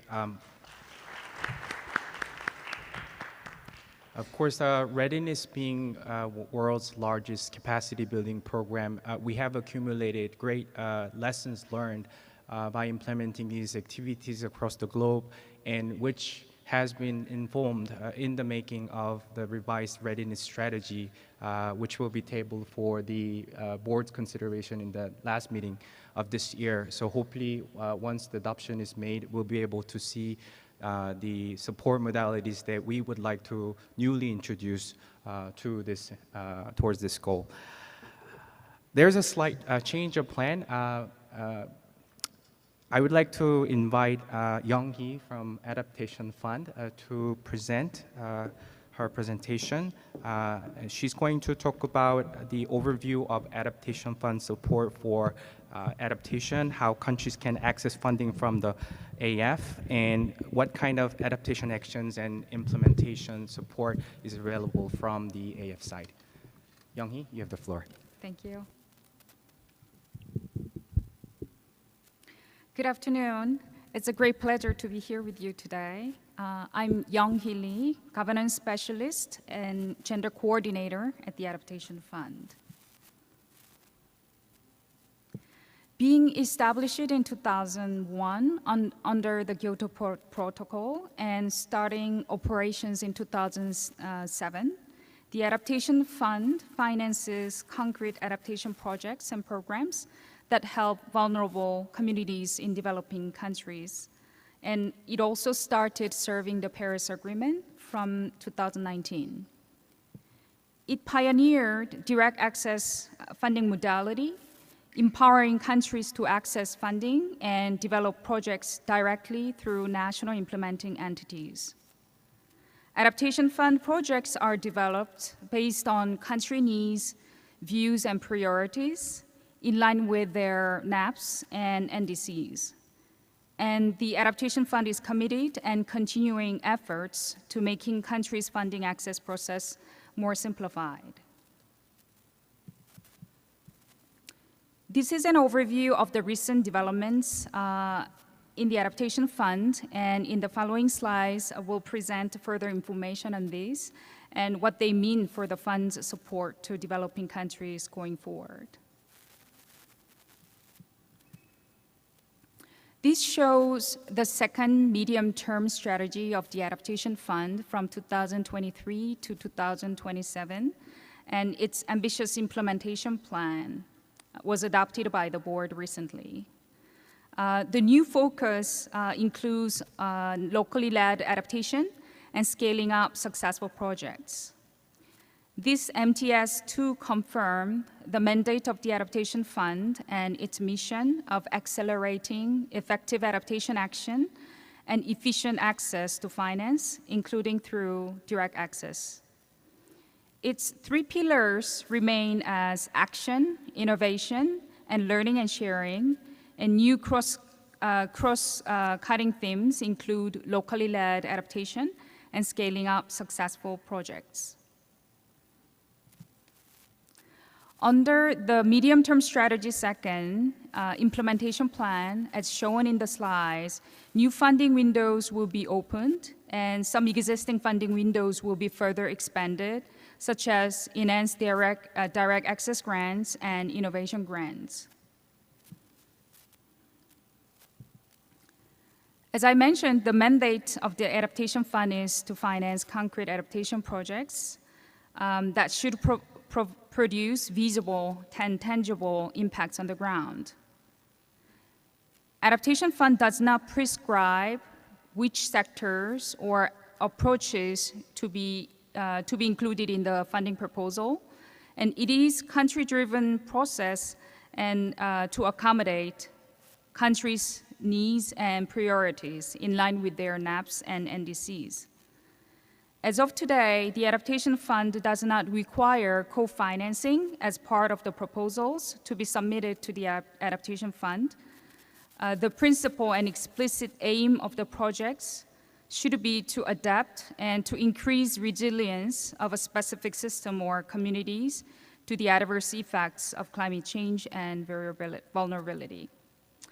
Therefore, the proposal should demonstrate that the project activities are relevant in addressing its adaptation objectives.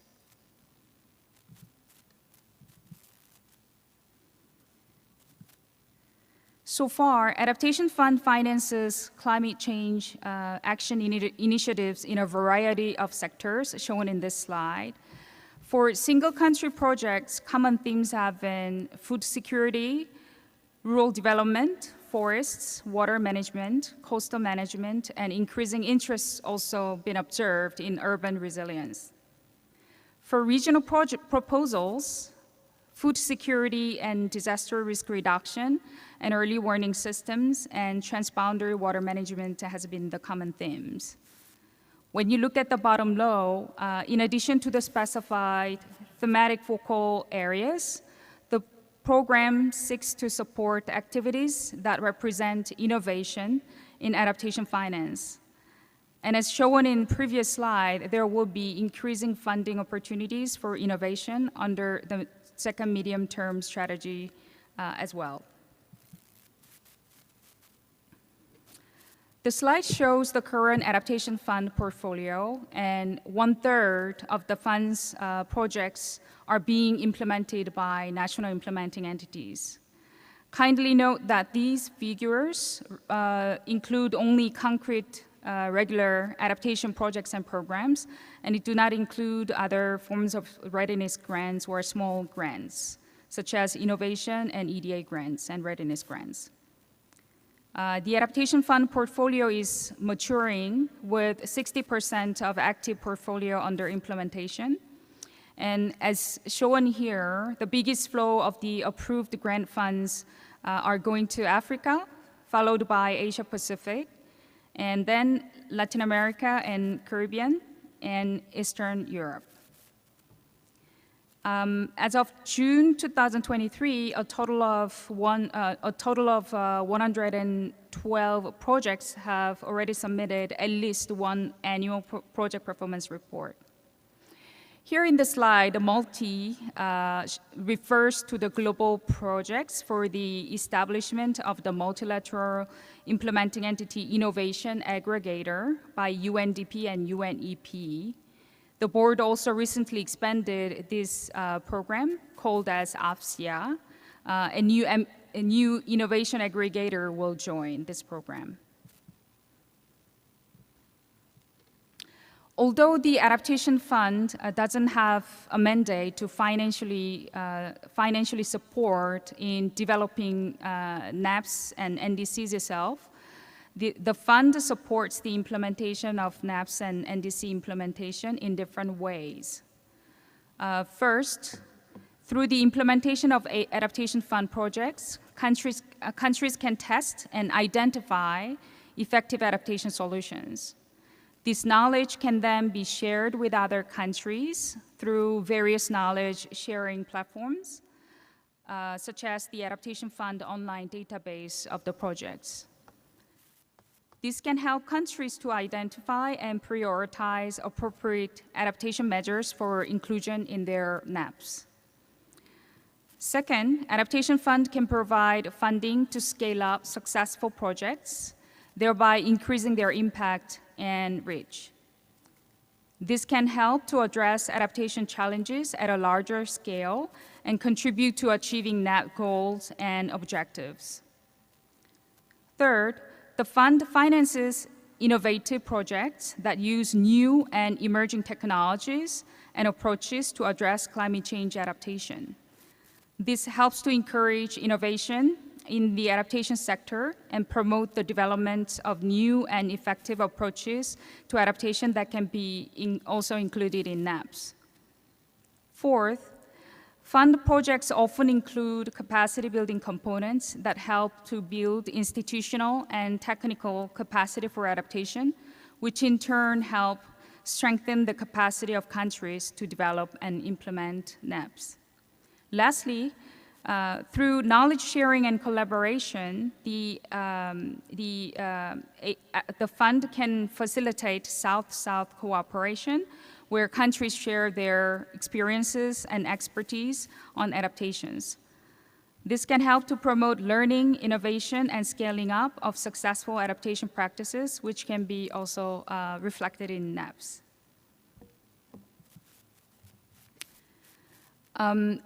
The Adaptation Fund is a partnership institution, and we operate through a network of accredited implementing entities who work directly with developing countries.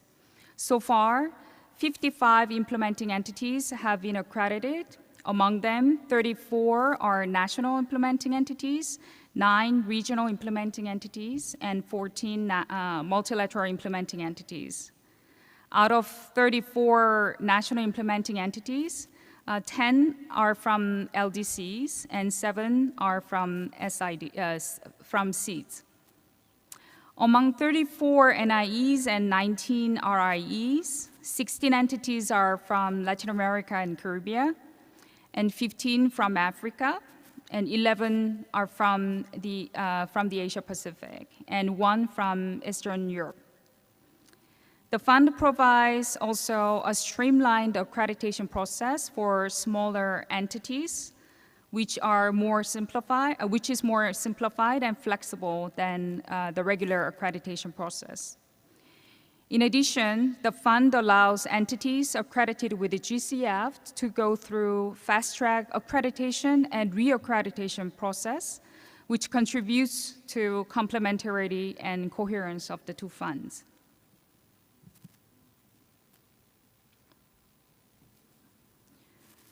So this slide shows in overall the accreditation process and parties involved and their roles.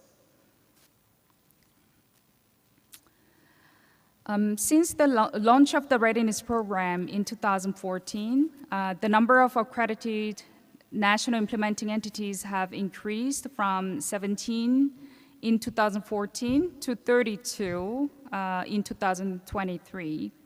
The slide shows the currently available readiness grants, and on top of that, we also host the various regional workshops covering all regions and annual climate finance readiness workshop dedicated to national implementing entities, as well as various webinars. We also host a country knowledge exchange event to enhance capacities for project design by national implementing entities through learning and knowledge sharing for participating projects and national implementing entities. It has been a great avenue for the national implementing entities to share lessons learned, challenges and experiences from the implementation of their projects, and also strengthen their network.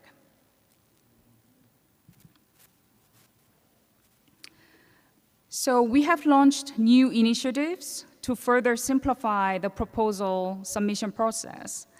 Implementing entities are invited to submit funding proposal on a rolling basis of all funding windows instead of the previous 3 submission deadlines per year. The entities should submit to the Secretariat the completed funding proposals using the template and a valid letter of endorsement signed by the designated authorities of the country. The Secretariat will conduct technical reviews and share the review with the implementing entity proponents, and they can resubmit the revised proposals.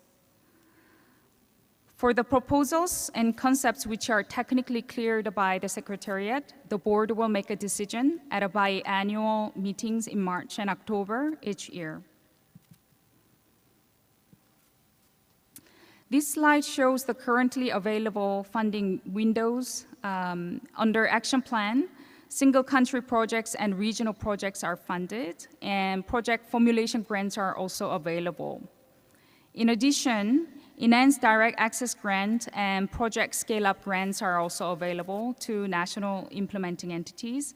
And under the new medium-term strategy, the EDA grants are expected to be further expanded, available to the regional and multilateral implementing entities.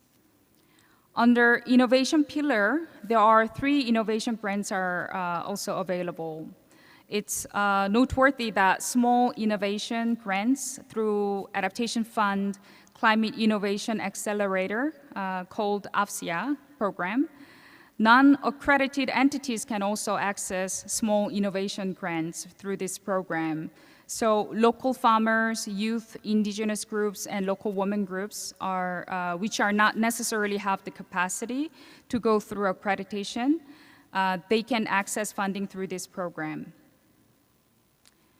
We also provide learning grants for national implementing entities to promote sharing and disseminating best practices and lessons learned. Under the Adaptation Fund regional funding window, the multilateral implementing entities and regional implementing entities can submit a funding proposal for the multi-country projects up to 14 million per project. In the Adaptation Fund portfolio, these account for 20%, covering transboundary water management, water security, and ecosystem-based adaptation, and nature-based solutions. We have observed that a transboundary approach to adaptation can achieve cost savings through economies of scale, through a centralized form of coordination at the regional and supranational scale. In addition, it has offered many opportunities for learning and knowledge transfer about what works, where and why, across local, national, and some national, supranational scales.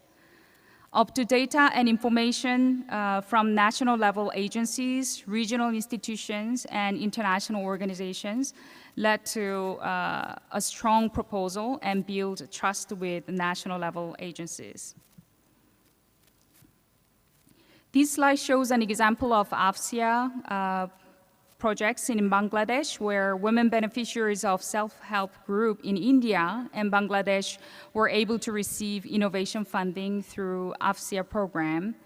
These funding windows will be further expanded, and local indigenous people groups, civil society organizations, local women and youth groups are highly encouraged to tap into this program to access funding.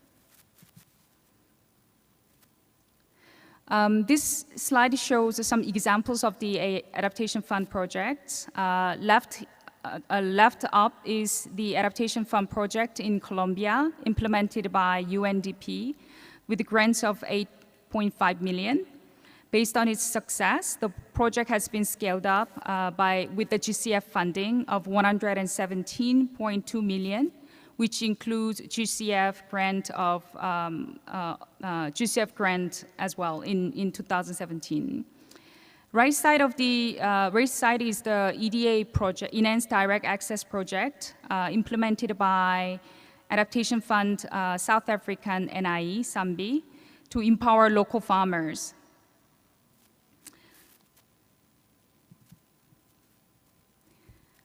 Left on top shows another successful Enhanced Direct Access project in Costa Rica, implemented by NIE of Costa Rica, Funde Cooperación. And this project received an international award of Innovagro 2019 for social innovation. On the bottom, it shows the successful innovation project implemented by Chilean NIE, National Implementing Entity. On the right side, multi-sector projects in Cook Islands implemented by Ministry of Finance and Economic Management of Cook Islands, which is our national implementing entity. Given the interest of time, I won't go in detail, but just to introduce one interesting project, our Indian national implementing entity, NABARD, took an innovative approach to combating climate change by implementing 6 separate small-scale adaptation fund projects in diverse regions of India across a variety of adaptation sectors, which tailor to the local adaptation needs. Rather than pursuing just 1 or 2 larger projects with overall funding allocated by the Adaptation Fund, NABARD's unique approach is breaking a new ground in adaptation by piloting diverse models aid establishing the needed networks and experiences to share knowledge and make wider change across the large country. The slide shows the Adaptation Fund projects which are scaled up by GCF based on its success.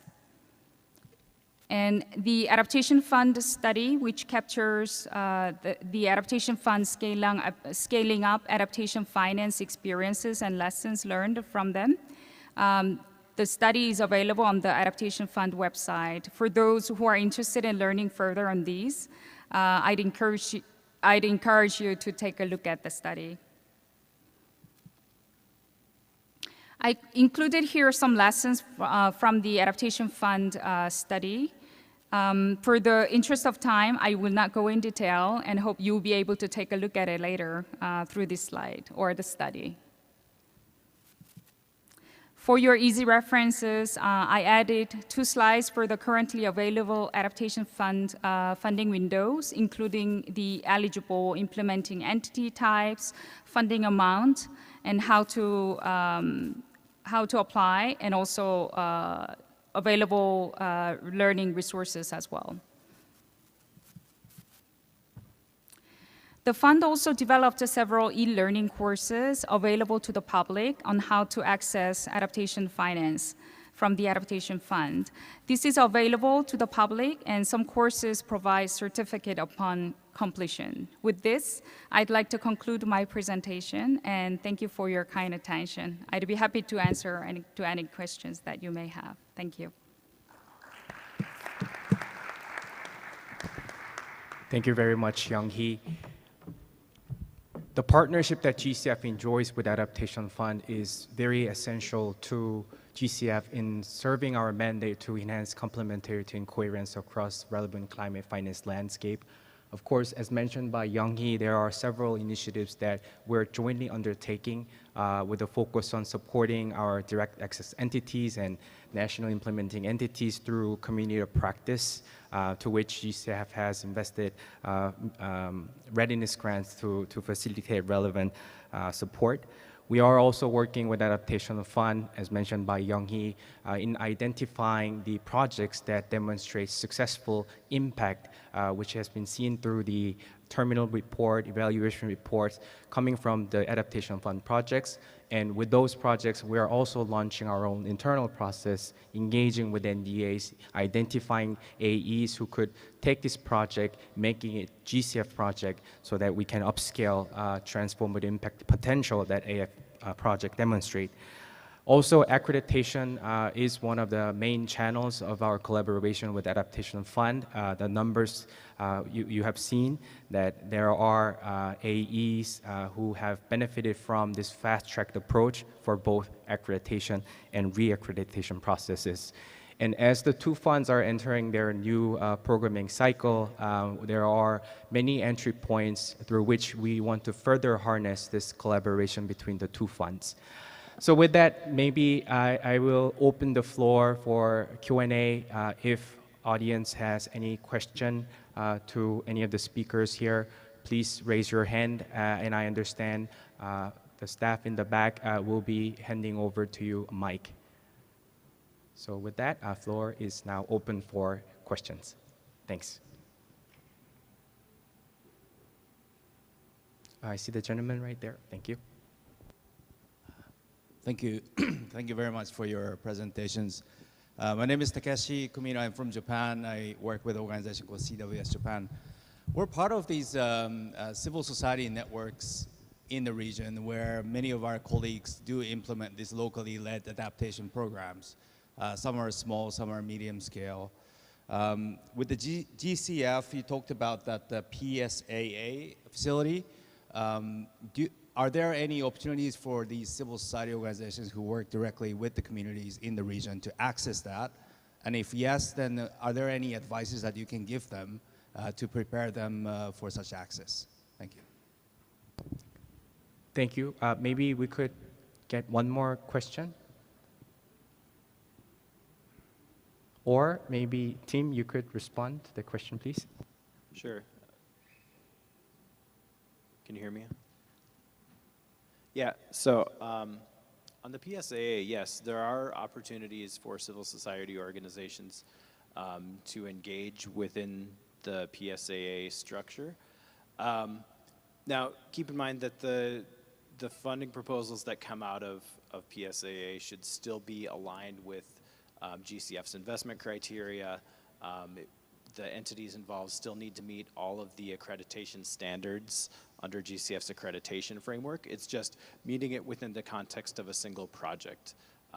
But we do hope to, like I said, open this up to PSA as a way to help us engage with additional partners that we haven't engaged with before, such as civil society, trying to bring things a little bit closer to the people who need the support the most. And like I said, within that first year, we are prioritizing applications from subnational, national, and regional entities based in developing countries as well. So yes, I hope there are opportunities to work with civil society on this. If you want more information about the PSA, I encourage you to take a look at our website. There's a wealth of information there, along with a simple questionnaire that you can fill out to kind of assess whether PSA might be right for your organization as well. Thanks. Thank you so much, team. Maybe just to complement what a team was saying, so within the USP2, we are also trying to innovate the way that we engage with different stakeholders that were not really active in the engagement with the GCF. And one potential opportunities which will require further deliberation, of course, but locally led adaptation could be one window for us to identify that opportunities. Of course, there is ongoing support provided by Adaptation Fund, so there could be some information that can also help GCF and our partners to understand to better utilize that channel. So maybe, yes, lady in the front, please. If colleagues can hand over the mic, thank you. Thank you so much. I think my question was also with the PSAA. Are you still requiring them to get no objection from the NDAs for the PSAA? Because that's one step that adds an added value, and then there's a huge lot of relationship development to be done with the NDAs. And one other question is perhaps we might want to look at more entities becoming AEs at country level, because the current AEs, some of them might actually be limited in their capacity to reach out to partners and actually develop some innovative programming. Thank you.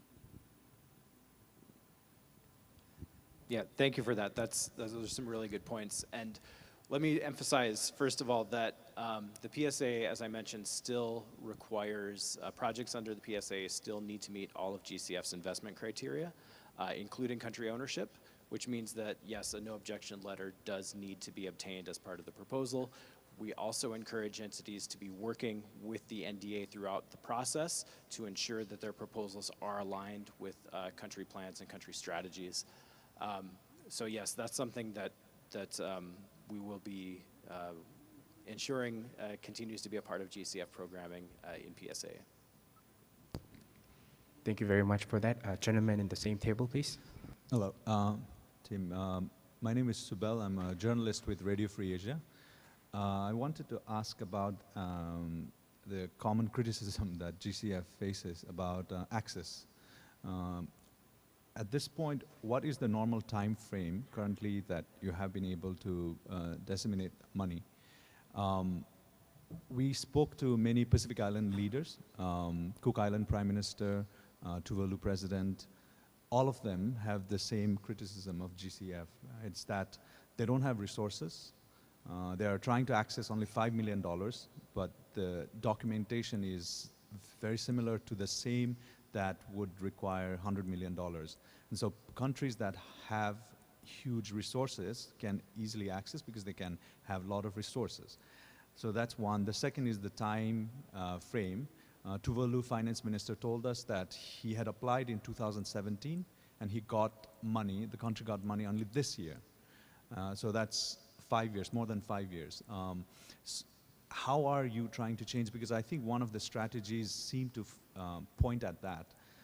So basically those two questions. What is the normal time frame right now, and how are you trying to address this? Thank you. Well, to maybe give you my immediate response to your first question, of course, the annual report to COP that GCF produces on a yearly basis, we try to capture the progress that we have made in terms of duration it takes for a person to access GCF funding. And you will see in the latest report, which will be submitted in a few weeks' time, where we showcase specific numbers in terms of the efficiency increase and so on. But before going there, maybe I will also invite both Kaye and Team to respond. Maybe if Team could respond to the first question, and if Kaye could cover the second one, that would be really great. Thank you. Sure. Yeah, and just I want to start off by saying this is still obviously a work in progress, right? And we are a learning organization, and we try to learn from everything that we're doing. And so we are looking at, as I mentioned, for GCF2, a number of initiatives to bring the time down to approval and disbursement. Now, if you look at our numbers, and I apologize for not having the exact numbers off the top of my head here, but if you look at the numbers between approval and first disbursement, those numbers are coming down that time. But where it hasn't always been coming down is on the front end when projects are first submitted. We still have an issue sometimes with the quality at entry of proposals. We also have an issue with a very large pipeline and a lot of proposals submitted to GCF. Right now we have more proposals coming in than we have funding available, and so we have to prioritize according to our strategic plan within that. Now that said, we are looking for ways to decrease the time that we're spending in reviews, decrease the number of iterations that we're working with our entities on the, because sometimes proposals come in, it goes through multiple iterations before it can get to approval. We're trying to find ways to cut that down as well, because that's where most of the time comes in during the review process. But like I said, we're always trying to improve. We have a new executive director, and this is one of the things that she is very focused on in terms of how can we become more efficient in our operations, and how can we really deliver on this commitment to access that we've laid out in the strategic plan. Thanks. And if I may add, on the readiness front, also that the numbers have gone down in terms of time frame. In the past, we used to have grants that could not be approved within the year, so access the annual cap, so were delayed to the following year, and thus preventing countries to access the full million. Because of a series of measures that we've been taking, such as the decentralization of the readiness grant processing to the regional desks, this situation has changed completely. I do not have the numbers for Asia Pacific desk, but for Latin America, I can tell you that the vast majority of the grants were approved within the year, so accessing the 1 million cap. And we keep working on that. And one of the elements that's also on the table for the revised readiness strategy is to provide an extra human resource capacity for LDCs and for SIDS.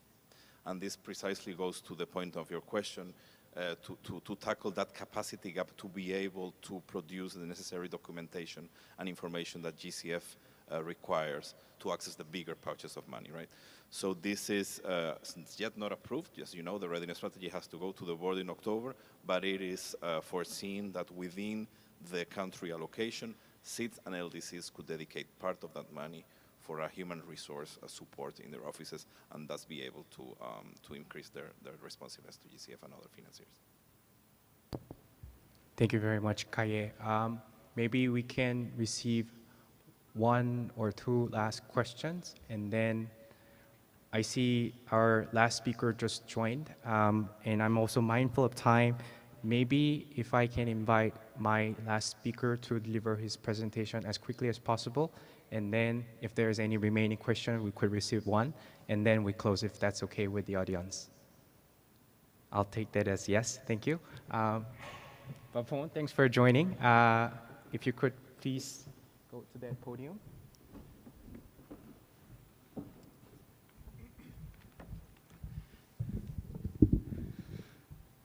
Good afternoon, everyone.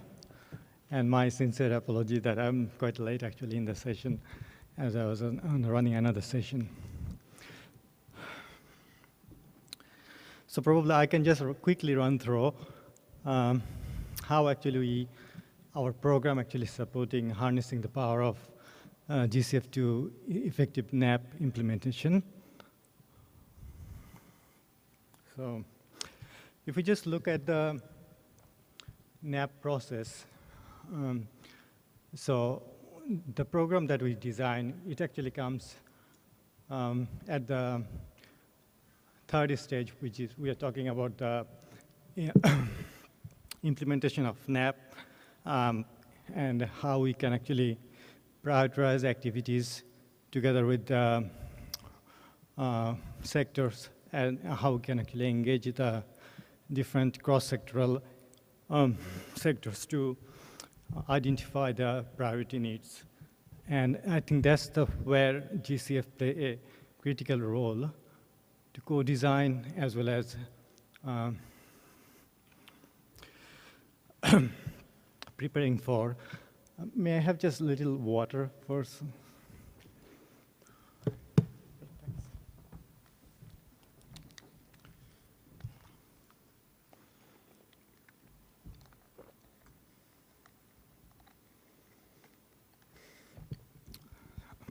Apology again.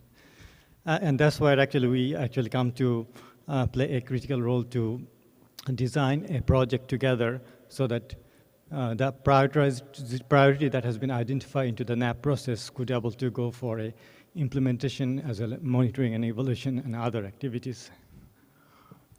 So if we look at the GCF focus area, we are more looking at the mitigation side, where we try to look at how we can actually reduce the emission from energy transition, transport, buildings, as well as forest and land use. But at the same time, how we can actually increase the resilience of livelihood of people, community, health, food, and water, infrastructure, as well as built environment, and as well as ecosystem and ecosystem services. But coming up to sectoral project design probably requires some effort for GCF as we look at 6 fundamental investment criteria. One is impact potential, obviously, which look at how we actually make it as a climate perspectives. Second, how we look at the paradigm shift so that the traditional way of doing things, we can move a little bit on the innovative approach, bring the innovation into the practice, and as well as if any research has been applied, how that could be scalable to large or for the whole country level implementation, as well as sustainability, looking at how we support the SDG as well as long-term sustainability, plus recipient need, which is basically how we design with a need-based project, but also how we promote the country ownership as well as effectiveness and efficiency of the project. So these are the 6 fundamental criteria we always actually look for project design. And to supporting those criteria, we have a sector guidelines for every single sector that we are looking at, as well as our programming manual, as well as appraisal guidance. Those are all actually, we have produced quite detail. But probably when we try to design the project, we still need some more detail, more deep down to identify the 6 investment criteria. And this is one of the examples where we try to look at how we can actually more help to the country to the project preparation guidelines. In a sense, you have a sector guidelines, but then what are the step-by-step process we can actually apply to making sure that we are able to design a proper integrated project. And one we showing here as an example is the project design guidelines, which talks about more about the water sector, what are the criteria we are looking for, but also what are the tools and technology could be applied for developing such kind of full-scale proposal. Feel free to look at the guidelines that we have actually prepared in this regards. And also, if you look at the way we are now designing, which is like we call it status quo or incremental approach, country one country by another, another country by another. But our climate change is quite rapid, so can we actually solve all the problems that we are actually facing with this status quo? Or rather actually we go for a more programmatic approach, how we can actually make things integrated, how we design these things more scalable, and how we can actually support the implementation of translating the NDC and NAP or LTS more integrated way. And one of the fundamental principles that we took from there on, that how we can actually look at more system-based thinking, integrated approach, or subsystem integration. Because if you look at the climate angle, it's actually quite complex, because you're looking at from hour to century, you're looking at hazard, exposure, vulnerability, you're looking at global to local, and you're looking at sectors. So all need to be interconnected and interlinked. And that's the reason actually we come up with this kind of step-by-step process, how we can actually help you to design a more concrete, solid, as well as comprehensive proposal with proper risk assessment, and as well as how that could be linked with climate rational or climate perspectives, including your NAP investment or NAP priority, as well as how that could be make sure that paradigm shift and as well as sustainability. Just giving an example of water sector, it's a cross-cutting because water doesn't have any boundaries. So even in a water project, it actually has all the other project flavor on it. And when you try to design such kind of project, we actually need to make sure that how other sectors are engaged. And this is also a little bit more deep down that what we are looking at the sectoral aspect in the water. We look at hydrology, we look at integrated water management system, we look at wash services, as well as capacity building, and as well as water conservation and efficiency. So these are some of the examples that we try to put together, the more systemic way to program design, and how actually we make sure that one project is not only we're designing over the next 5 years, we try to help one project as a demonstration, which is like an incubator, but at the same time we bring pipeline, another 10 projects, so that actually it can support it in a simultaneous way to the other countries.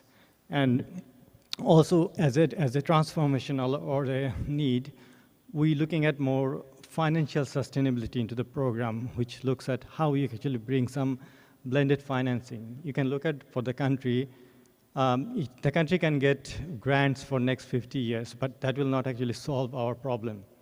For the sectoral problem, we need to make sure that how the knowledge is actually within the country, the technologies remains there, and how we can have a sort of financial sustainability so that the program can actually carry on. And this is one of the sweet spot for GCF, that we are able to actually bring all the financial instrument into the market, which actually will be rare to find any other MDBs or any other donors who can actually provide those kind of services, such as equity grant, guarantee, reimbursable grant, result-based financing, senior loans, as well as subordinate loans or concessionality. I think that's all from my side to how we actually can prioritize the NAP identification and the activities, and how those activities could come into the pipeline for GCF to designing the large project to help the country. And on the same time, we also have other instruments such as readiness and all other program support that could actually generate those kind of bigger concept node to support in a various process of GCF. Thank you so much. Thank you very much, Papon, for the rich presentation. Maybe if audience has any last remaining question, we can receive that. If not, with that, I would like to first of all thank the audience for your attention, and I also want to thank my speakers who have shared insights coming from both fund side. And I hope you find the session as useful as I did. We will be distributing the presentation afterward, and you'll be able to consult more in detail information that was presented during the session. Thank you very much for everything. Thanks.